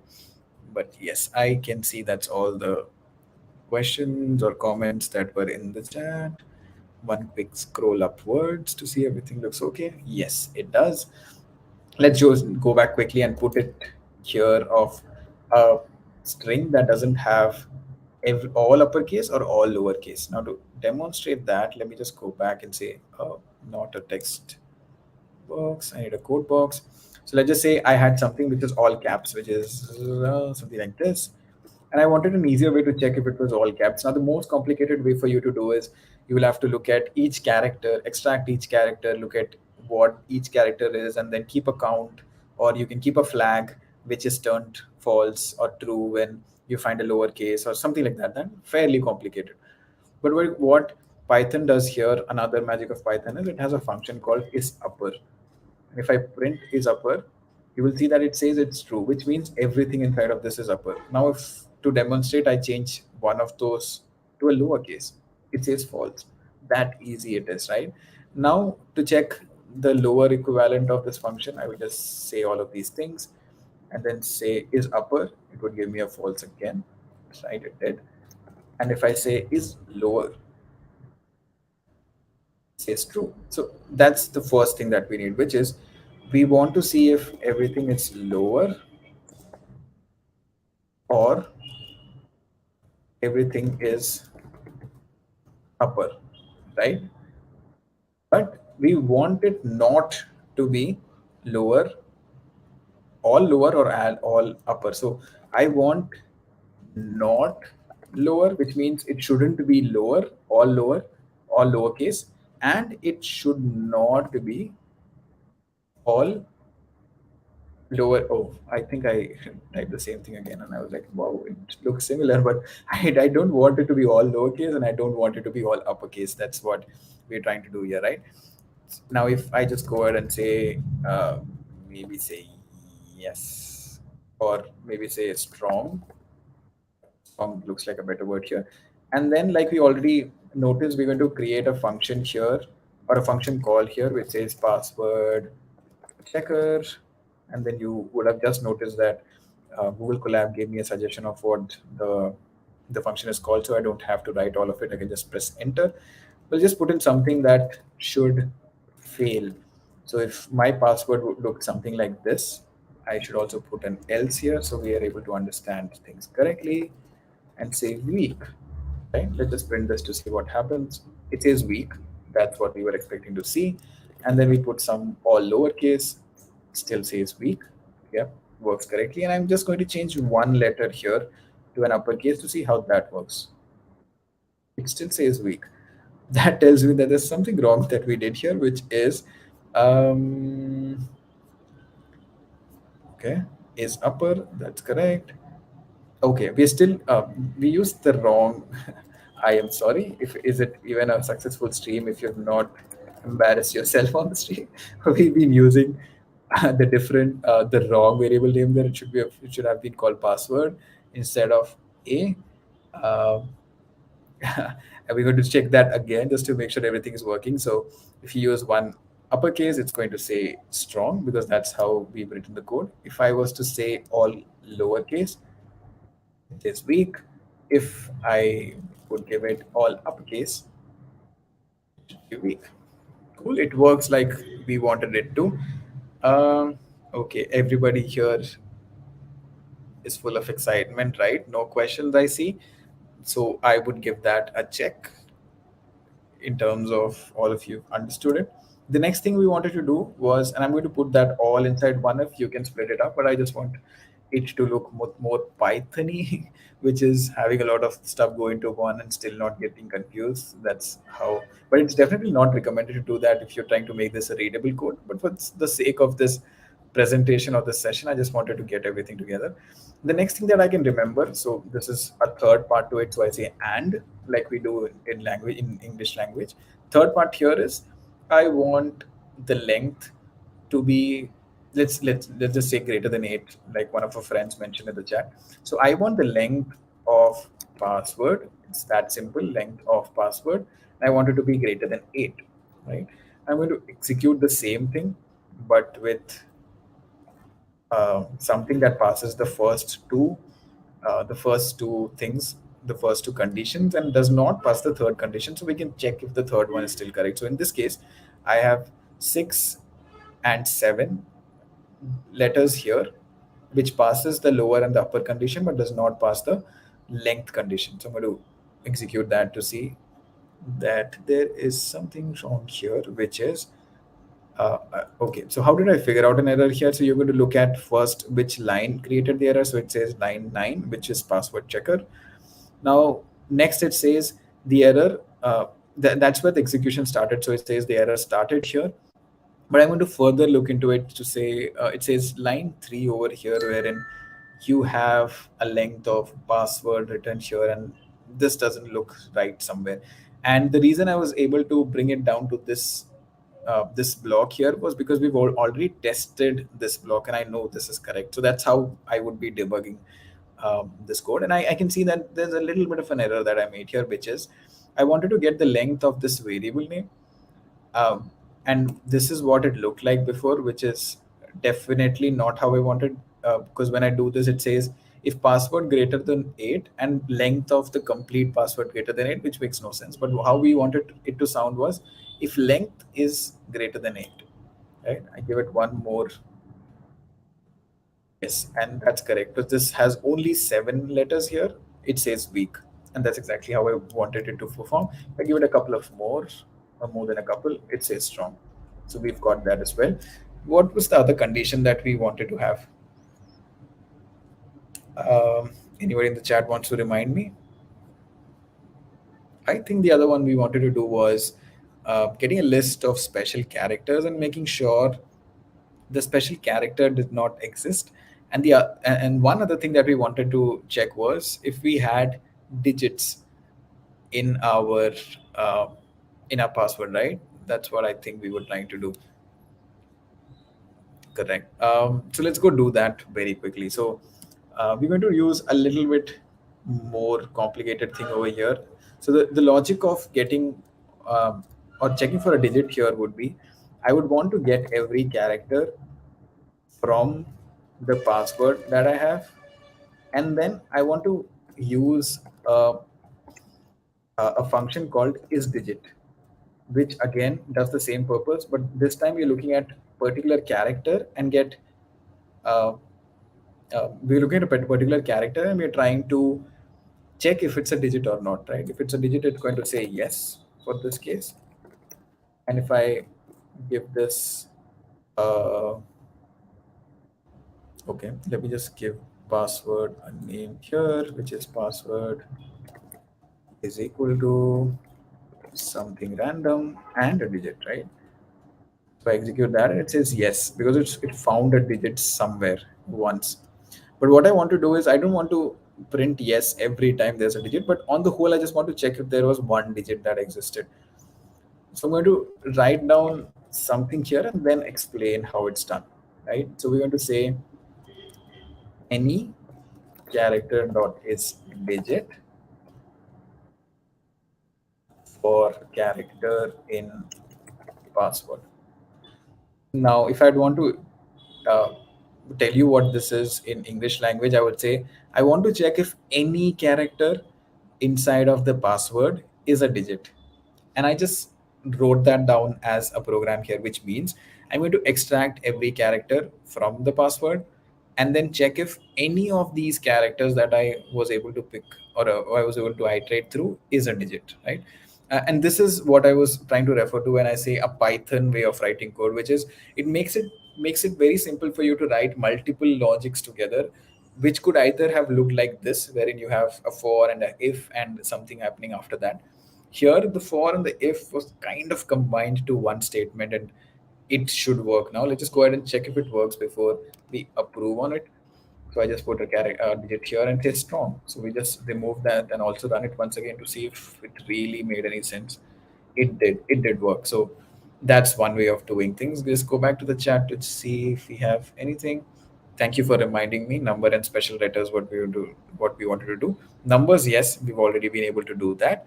Now the only thing remaining here is special characters. Now for special characters, let's just create a store of special characters that you want to check for. So we're going to say special characters, and all the characters that I can see on my keyboard right now, I'm just going to randomly put this in, uh, and assume that this is all the characters that you can have um, as part of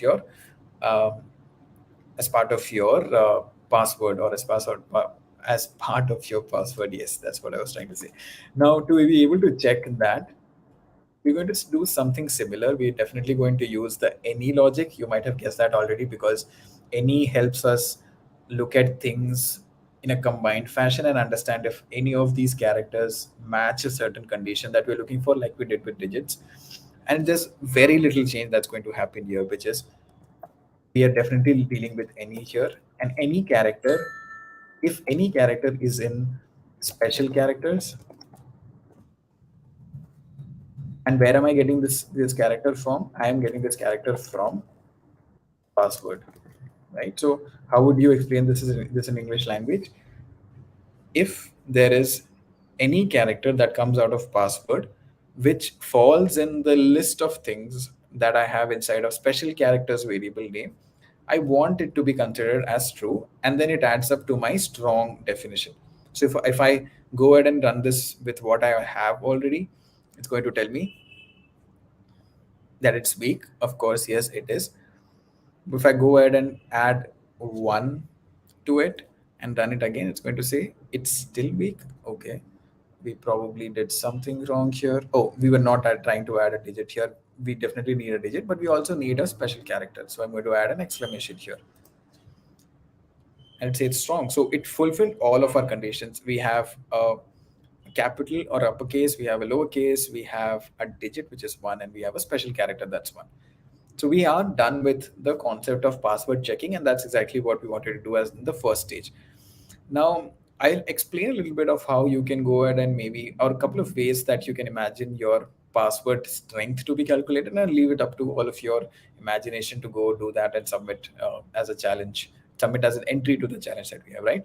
You could probably have this split up into different categories. So when I say categories, lowercase was one that you were looking for, uppercase was one other that you were looking for, length was the third one. So lowercase, uppercase, length. What other things we wanted? Digits to be in there, and then we wanted special characters to be in there, right? So that's a total of one, two, three, four, five categories or five criterias that we wanted to fulfill. Now, what could be the simplest way? Oh, I did not mean to execute that, but what could be the simplest way to do this? I could just say, maybe if I would want to reach a total of 100%, and I have five categories here, so I would just go ahead and say 100 by 5, which means I need 20% for each one of them. So what you could do is, you could say, if somebody passes the lowercase category, their score is not 20%. If somebody fulfills the uppercase category, their score is now 20 plus 20, 40%. If they also satisfy or clarify or get through the length category or the criteria, they get 20 more. So in that case, the lowest will be 0. Then they can have 20, 40, 60, 80, or 100, right? You can do it that way, or you can maybe get more creative here. So for length, if we were trying to just have 20 as a score, we can split it down further, which means if they have a length of let's say 8, which is the minimum, they get 10 points. If they go beyond 12, you give them 15 points. And if they would want to have the complete 20 points that allotted, you probably need them to have 18 characters in it, right? Now it's for you to decide how you'd want to split it up, the easiest being 20, 20, 20 for each category, or you can further break it down and be more creative and do that. Or if you'd want to make it even more interesting, one more level, you can use a package called tkinter. I don't really know if that's how I pronounce it. I never gave it a thought of actually searching and understanding how that's pronounced, but I'm guessing that's how it's pronounced. Now, tkinter is a package, or is a library inside of Python, or built for Python, wherein you can have a graphical interface. Now, all that we've been doing inside VS Code or a Python notebook like this, that can all become a graphical user interface or GUI, Now every time you're writing a password, you don't really have to write a password to check inside of your code, but you can maybe have a graphical interface appear, and then you can customize how it looks. You can write your password there, and then you can maybe have a message appear below where you're typing a password. It says weak or strong, or this is your score, something like that, right? You can make it more interactive with a graphical interface like that. So um, that is how you could do it. I'm just going to go back to the chat to see if we had anything happen here. It looks like we're all set here, and there is nothing that's happening. Cool. I think in that case we can just go ahead and maybe get to the last thing that we had on the plate, which was the second thing that we wanted to deal with. But before we get there, I know that we wanted to talk about a little bit about classes and objects, a very quick overview of classes and objects. Let's go back quickly to our, yes, Python. Struggling a little bit there to find which is the correct tab to share. But we've learned about functions, and now we're going to learn of classes. Classes, you can think classes as a collection of functions. That's one way to put it. And um, okay, let's take an example which I think most of you would have heard your teachers talk to you about when you were learning of classes and objects, right? If I was to say that, if you do not know already, I'm a huge aviation fan, so I'm going to give you an example of aviation here. If this makes sense, let me know. If not, we'll go into another example here. If let's say I was creating a class called aviation, and I was writing different functions to calculate different things inside of aviation. Let's say I was writing one function to calculate how many flights have been operated in a particular month, or generically, let's say how many flights were operated. The second can be to calculate the fuel that was burned. Um, let's just take that. So a couple of things like that, but both of them are under the domain of aviation. So the class name was aviation, and then we had number of passengers carried, not number of passengers carried, but number of trips made, and then the second one was amount of fuel burned, right? Now I can have objects, and how do objects work? Objects in this case are different airlines. Now, let's take an example of, let's say, a random airline. Let's just not take a specific name here. Let's say I have a name called XYZ, which is an airline. And this airline definitely falls under the bracket of aviation, yes. And every airline will have different values that it would want to pass to a function called number of, or amount of fuel burned or number of trips done, right? Um, so we have three different things here, one of which was called class, the other was called function, and the third one was called objects. Objects are similar things that want to make use of everything that's inside a class, which is essentially a lot of functions. But there is a logical connection between all three, wherein the class was probably the domain, the function was something that relates to the domain, and then objects are the entities inside of the domain. If that made sense, give me a, some kind of an activity in the chat. But I know it might sound very different for somebody who's not really used to aviation, but I hope I was able to give you a little bit of an example. Aviation, yes, I had to do this at least once. This stream wouldn't have been a successful one for me if I did not have like that. I see a like coming in from Facebook that tells me that there are people who are understanding it, probably. Cool. So that's about classes, objects, and aviation. Let's go. Okay, got it. I can see other responses coming in. Cool. I know that you're all following. Let's just take maybe a very brief and simple example of how this password thing could look like.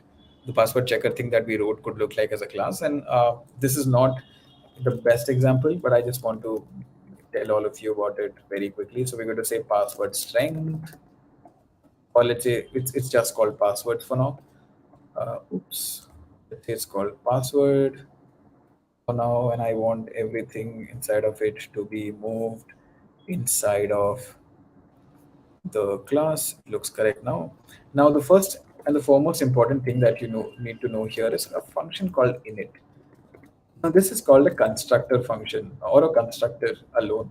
What does a constructor do? Every time you create an object, which is airlines. If you want to create something with an airlines inside of, or you would want an airline to take advantage of a class that you've created, the first function that gets called, or the only function that gets called when you create an object, is the constructor function. And I can show you how that works, right? So we're going to say password. Let me just quickly write down a couple of lines here so it makes it easier for me to explain this. And then a couple of things here super quickly.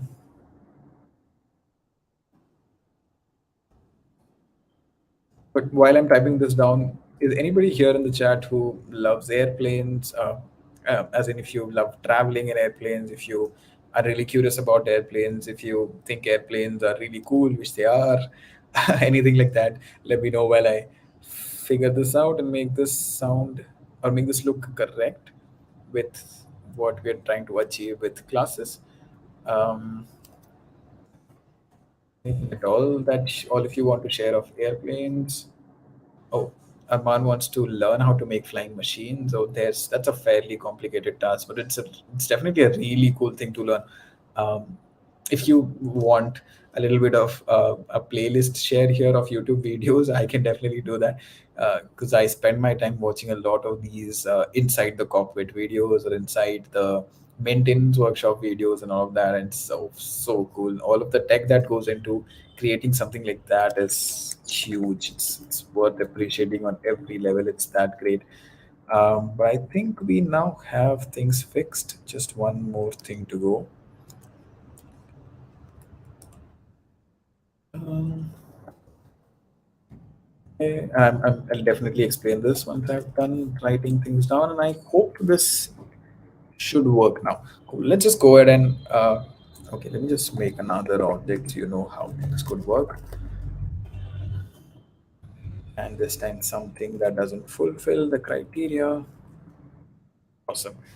Um, I am hoping we did not run into the time of the next stream, but I really want to go confirm that. Looks good. Looks like we are going on time here. Awesome. So we talked a little bit about the constructor function, which is something that gets called whenever you create an object. Now let's just start with here, wherein I passed a variable called, or an argument called, uh, whatever what you can see here, or the variable. It's not a variable, but I gave it a value which would straight away come here in this variable. Now self is something that is part of how you write constructors here. Or you're trying to say that anything that has a self thing attached to it, it means that it's something that's related to a particular class. Let's just put it like that for now. You'll get more context as we talk about that. So any variable that I pass from here is is the variable that's right after the self. We never need to pass anything for um, the self variable. And if you can see what collab is trying to tell me, it says there is a parameter, but self is self at the rate password, which means it's something that has to do with the class, and it's not something that you pass as a user, right, or as a programmer. So you give it a password, and then it's storing it inside of another variable, which is under the class attributes or class properties. And then everything else is the same, but you would have noticed that I swapped password the variable with self, because we now have the value inside of a thing called self, which is something that is related to the class on the whole. Well, let's just see how that works. We're going to create two different objects this time, which is the airline that we talked about earlier. And in both these cases, we are passing different values. And like we suggested, if I was trying to calculate fuel consumed for one airline, it's going to differ for the other airline, right? So the variables that I pass will also be different, and that's exactly probably why I would want to have different objects created for them. So the first object, the value inside the first object, is definitely something that will pass all the criteria. The second one shouldn't price the criteria if we were able to do this correctly. And what you see after that is me explicitly calling the password checker function with the object that we created, because like we already discussed, it's going to only automatically call the constructor function that's in it, and you have to use the same name called init. This is double underscore init double underscore, and you need to have the self keyword to tell your programming language, or not the programming language, but tell your interpreter that you are trying to create a constructor here, right? So I'm going to copy paste this and quickly show you this in action. I'm going to run this. Cool. If you notice, the first one, because it was strong, it did print strong, and the other one, it did print weak. And there was no context that was carried forward because we wanted both of these executions to be completely different. In the case of airlines, we did not want the numbers or data of the first one uh, getting overridden by the second one. Nothing like that happens when we create separate objects for a particular class. And that's a brief introduction of the classes and objects that I wanted to give you. I think we don't have anything like that. I think all of you are pretty good with what just happened here. Um, you wanted to be a pilot when someone says they wanted to be a pilot one with the fees in India. Yeah, I think it's super expensive to become a pilot anywhere in the world. Yeah, but there are, I think, ways for you to get through it if you work for. And I know I'm getting a little away from the topic here, but if you find a way to get employed by one of the organizations for something else, I think they kind of cover um, some percentage of your fees as an employee benefit. Because I'm not 100% sure, but I think that happens as you get covered by all of those things. But if you ever decide to be one, or if you ever do anything like that, or if you would want to talk about aviation, you know who to hit up. Let's talk about that later. But that's what we wanted to talk about. Now we could quickly go forward with the last challenge that we wanted to talk about, and we will call it a day here. And to show you the challenge that we were going to talk about, I'm going back to the challenges page. So we did a little bit of password strength. We did not reach the final code that is required for password strength. We did a password check, and we kind of talked a little bit about how we can calculate strength here. Now I think it would be easier for you if you decide to do it in Python, that is. But go for anybody who thinks Rust is a language that they want to try out, write this on Rust or whatever language that you want to try out for the first time. You can do that. Let's go read a little bit about Caesar cipher, because I think that's also something that's cool to know about, and that gets you started with encryption on the whole. And I don't really know if you've already had an encryption this coming on an encryption stream already, but I think this is a good start if you in case miss that. And if there was another encryption stream that happened, you should definitely go check that out after this so you get more context of what's happening. So what you see on my screen right now is another open source project called Excalitro. And if you've been around for other streams of mine at other global hack weeks, you will know how much I love open source projects and how much I appreciate open source projects. Excalitro is another open source project which gives you an ability to draw, write, and everything. This is like a completely empty canvas that they give you where you can do a lot of things completely for free. And when there are open source projects that do a lot of good work like this and make tech very accessible for you, I always appreciate, and I always wish everybody else appreciates things like that. So not just Escalator, any open source project that you use, any open source project that you ever find amazing, or it doesn't really have to be you using it. If you come across that and if you really feel that you like what they're trying to do, go give them a star, because that's the least thing that you can do. Go give them a star. If you're there on GitHub or anywhere else, go do that. I think that really, really, really motivates them to go forward and keep doing this, right? A little bit of extra context about open source, but I think that is definitely something that's going to help a lot of other people. Please guide us. There's another question here. Please guide us on how to contribute to open source. How much skills do we need? Okay, I'm going to park this here for a little bit since we have another challenge that we need to wrap up. But I'll get to this at the end of the session for sure. And I don't think I'm the right person to talk about open source contributions a lot. Now that I think of it, I think I had a stream um, during Beginners Week, which was January, where we did a little bit of discussion about the world of open source, and then I had someone from the open source community join me and talk a little bit of open source and start and everything. I can definitely link you all to that. But let's just get quickly into the challenge, a little bit into the challenge, and then we can come back to this and then call it a day. Yeah.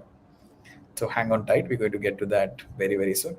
Now, what exactly is Caesar cipher? Caesar cipher as the name suggests, was first used by, or is said to be first used by, or first devised by Julius Caesar, if that everybody has heard of at least once. And during that time, Julius Caesar, I think, used that to communicate with the soldiers and a lot of people around Julius Caesar. And what is the thing that we're trying to do here? We want to be able to communicate with someone else, but we don't want anybody else to understand it.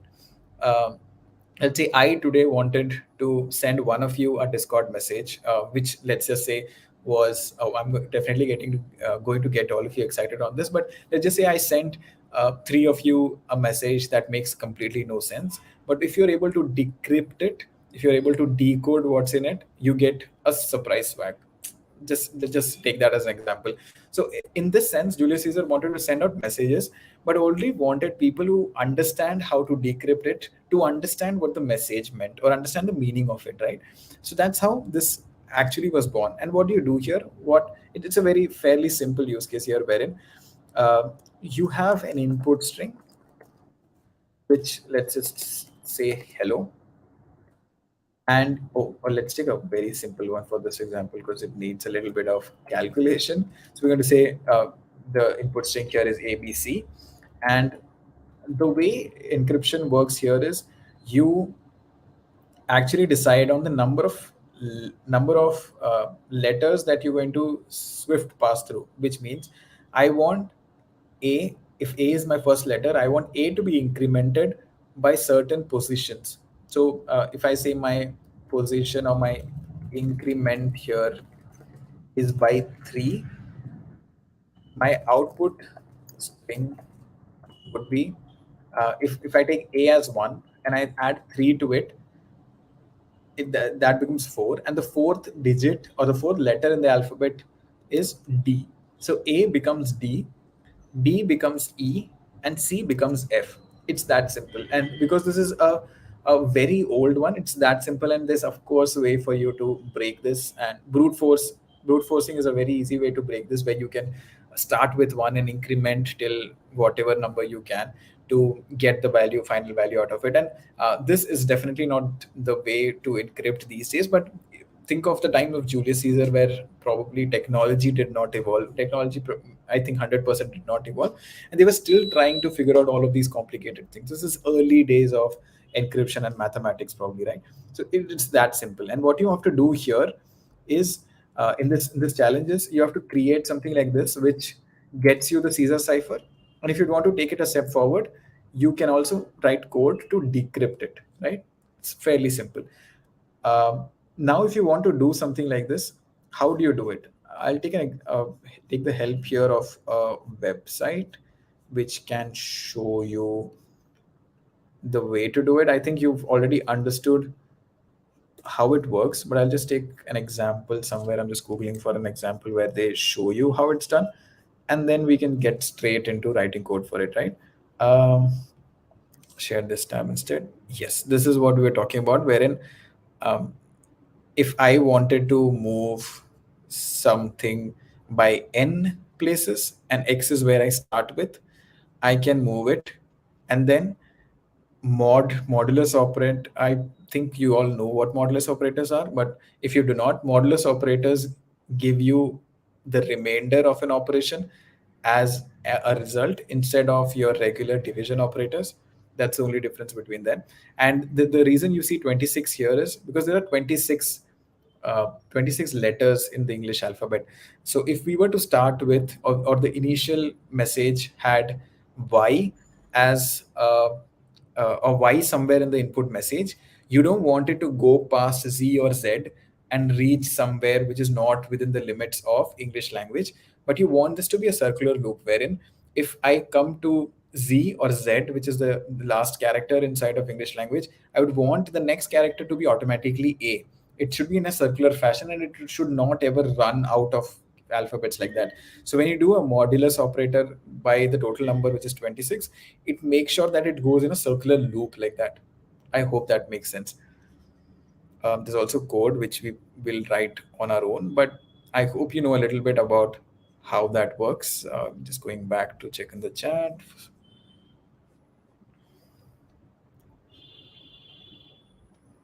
Oh, you got 1.1 million requests. Wow. Oh, that's amazing. And I'm guessing all of you, at least four or five of you, decided to do this together.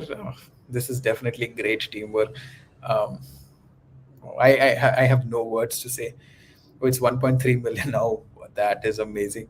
I just quickly go through one a little bit of that this last challenge, and then let you all go back to your greater mission here, which is to defeat Way.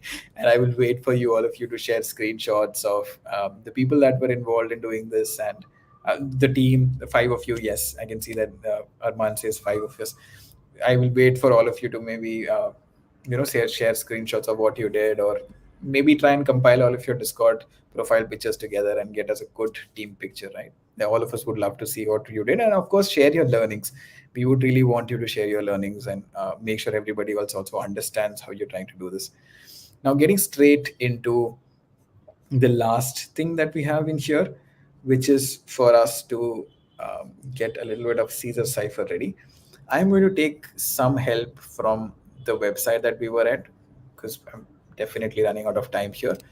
And we're going to explain how that worked, or maybe try writing down a little bit and then take the help of what was there, right?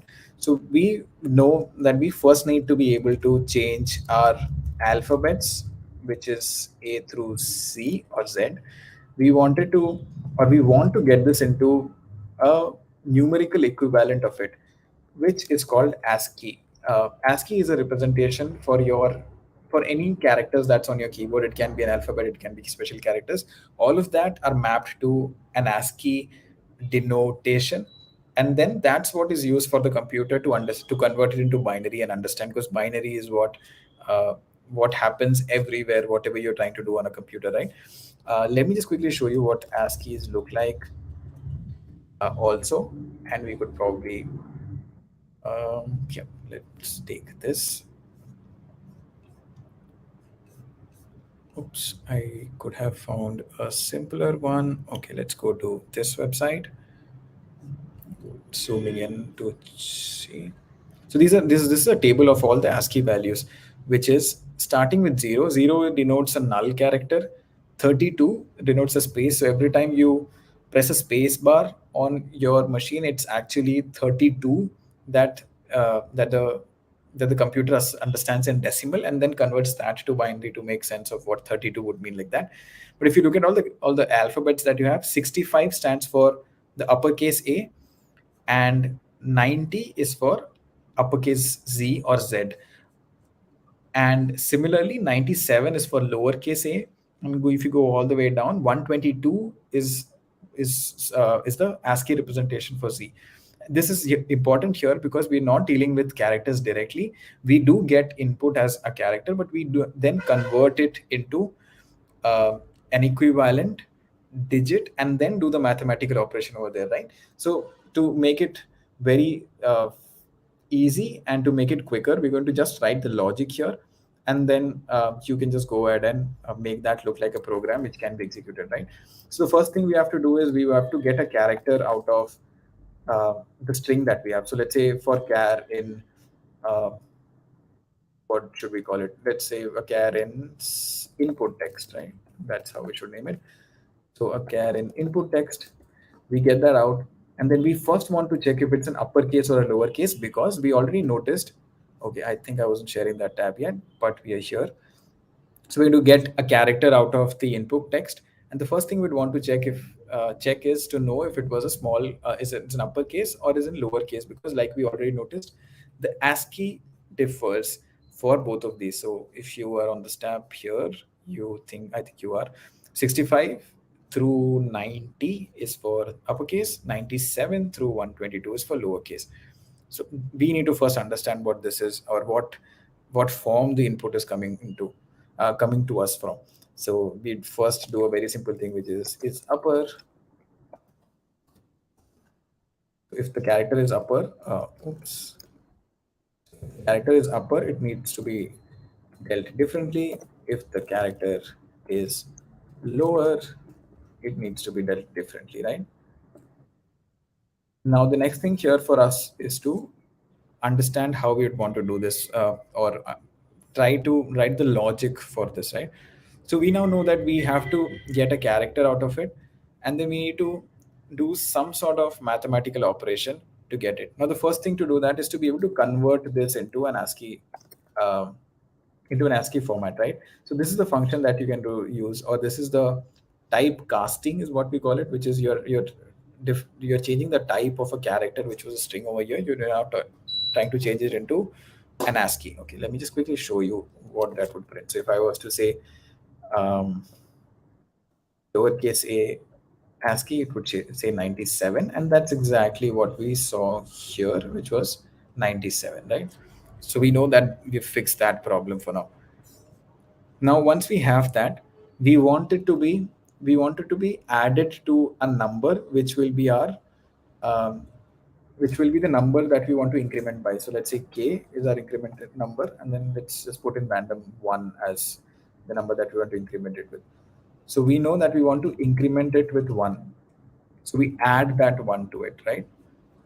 Now we'd have to uh, subtract it by 64. Let me just go back to Excalibur to give you an example here. So let's just take xyz as an input string right now, and then yeah, maybe let's just increment it by 2, and let's find out what it is. So the first thing that we did was we figured out what the value for capital X was, and a capital X has a value of 88 over here.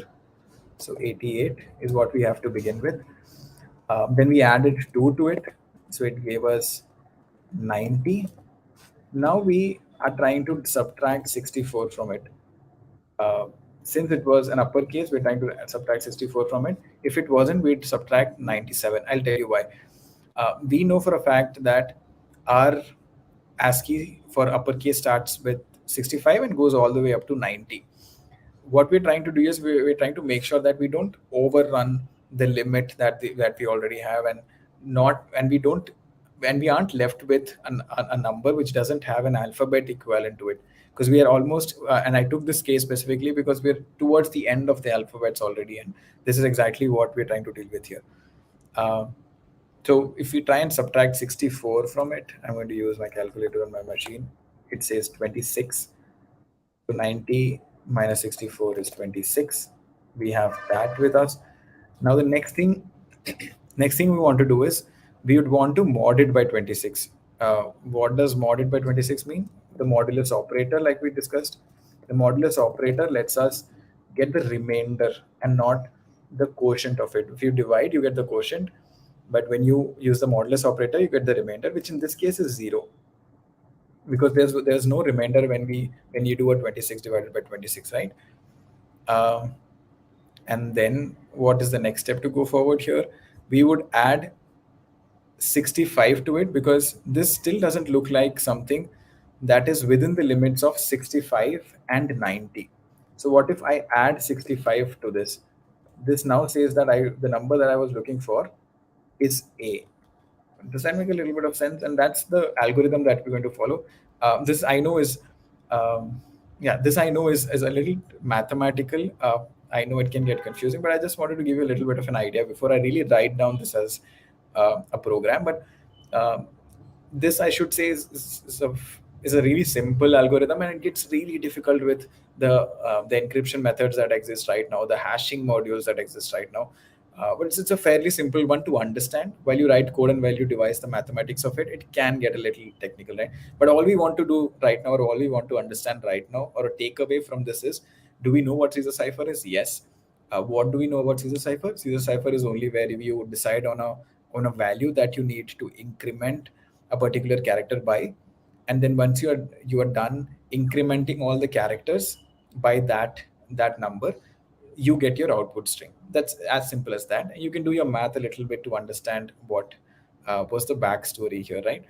Now, when we are doing this, let's just go back quickly to our Python interface, and then once we know that we have this, we're going to mod the result as we did earlier with 26.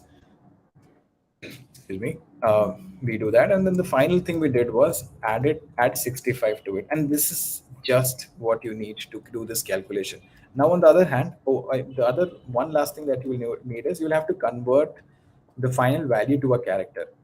If you remember, when we did mod 26 in the example on Excalibur, we got a zero. We added 65 to it. We got 65, but the computer still doesn't know what 65 is, or computer knows what 65 is, but we want it to be converted into a character. So when it displays on a user's computer, we want the user to see the character version of it and not the numerical version of it. So we have to change all the numbers that get created to a character.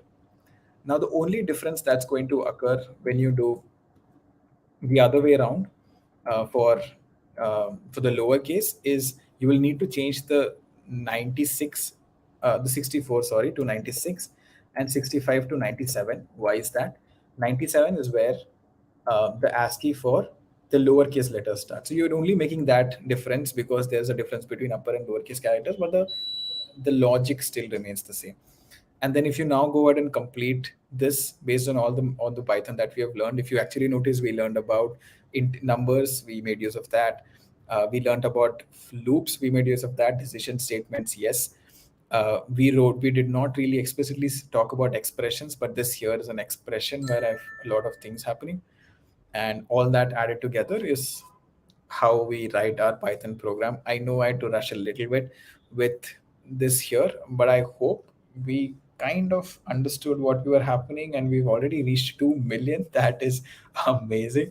Waiting for all of you to finally tell us that you've succeeded in defeating Way, and I'm sure we will also be really happy to know you did that. Teamwork does the dream work. Yes, definitely does. And I'm glad that all of you decided to work together and do this amazing work there.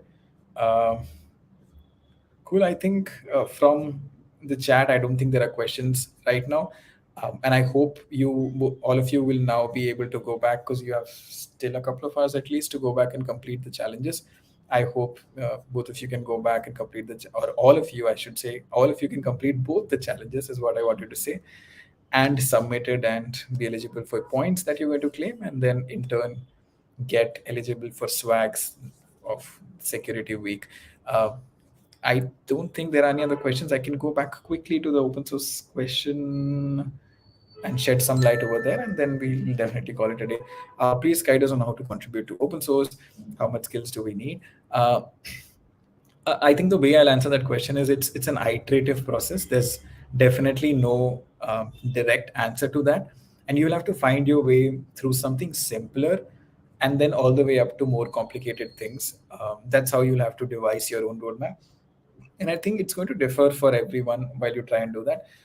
If I was in your shoes, and I kind of know what I'm comfortable with, which is probably documentation to begin with, I would first go and join the community of the project, because all of these open source projects have either their existence on Discord. I'm sorry, have their existence on Discord or Slack. You go there, you kind of get talking, you understand what's happening there, ask questions. That's definitely appreciated when you ask questions. You do all of that, and then figure out some problems or some good first issues, I would say, that you can start working on. It can be related to your documentation, it can be related to code, anything like that. Just find your comfort zone and start with your comfort zone. Don't get too overwhelmed with what you see. Once you've started doing that, keep talking to the community, understand. If you're not able to sorry, if you're not able to contribute to the project, finally, you are at least going to be able to make a lot of connections through it. So go talk to people, understand what they're doing, keep an eye out for some problems or some solutions or some fixes that you can make every time there's an issue created. Pick one of those and and when you're trying to get that assigned to you, be very open, is what I say. You don't really have to showcase yourself as an expert, but you can just say, hey, this is my first time doing it, and I'm using this to get started with open source contributions. Would it be fine by you to assign this to me and have me put in some time of mine to this? And they'll be really happy to have new people joining in their community, but you'll have to be open with them and tell them, hey, this might take a little bit of time.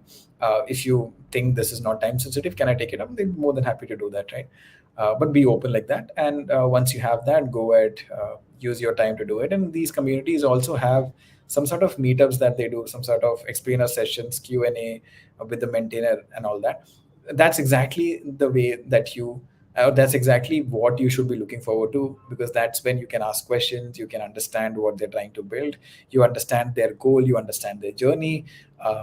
And then once you figured things out, you feel that you feel more confident about your technical abilities. You can then go ahead and pick up anything that you want, but don't be too afraid or too shy of getting started ever. That's what I can say. If you were here for the first time at a Global Hack Week stream, I'm sure that you had your own journey to getting in here, and you were figuring out things for the first time. You were talking to people, and a lot of people in the community were helping you doing that. It's going to be the same when you get into an open source project as well. I know that's not a direct answer or a short answer for what you were trying to ask me, but I hope this helps. Or if not, you can maybe hit me up somewhere, and then I can maybe connect you with people that may be able to help you. Um, uh, uh, mm, cool. Okay. I'm glad that you like this answer. Um, Arman says stream on communities and time. I know of people that can do a better job here, so I'm going to take a note here, and I'm going to do a stream the next Global Hack Week on communities, and I'll have some people that have run really, really, really huge communities and have made so much impact. Maybe we can have this as a panel discussion, and all of you can also contribute by either getting on the stream or asking questions. How does that sound? But thank you for giving me that idea. I'll definitely have that in mind, and try to pull this off on a recent Global Hack Week for sure. I think we've definitely run out of time. I'm really sure on that, and I think I was able to at least give you a little bit of Python, a little bit of Rust, a little bit of Vim, a little bit of a lot of things, and it was amazing to see all of you contribute to what we were trying to do here. Um, I had so much fun being on the stream. Uh, that is my time here. I will see you probably on our next stream really soon. But until then, take care, and let's keep in touch on MLH Discord. I'll see you later. Have a great rest of your Global Hack Week. Bye bye.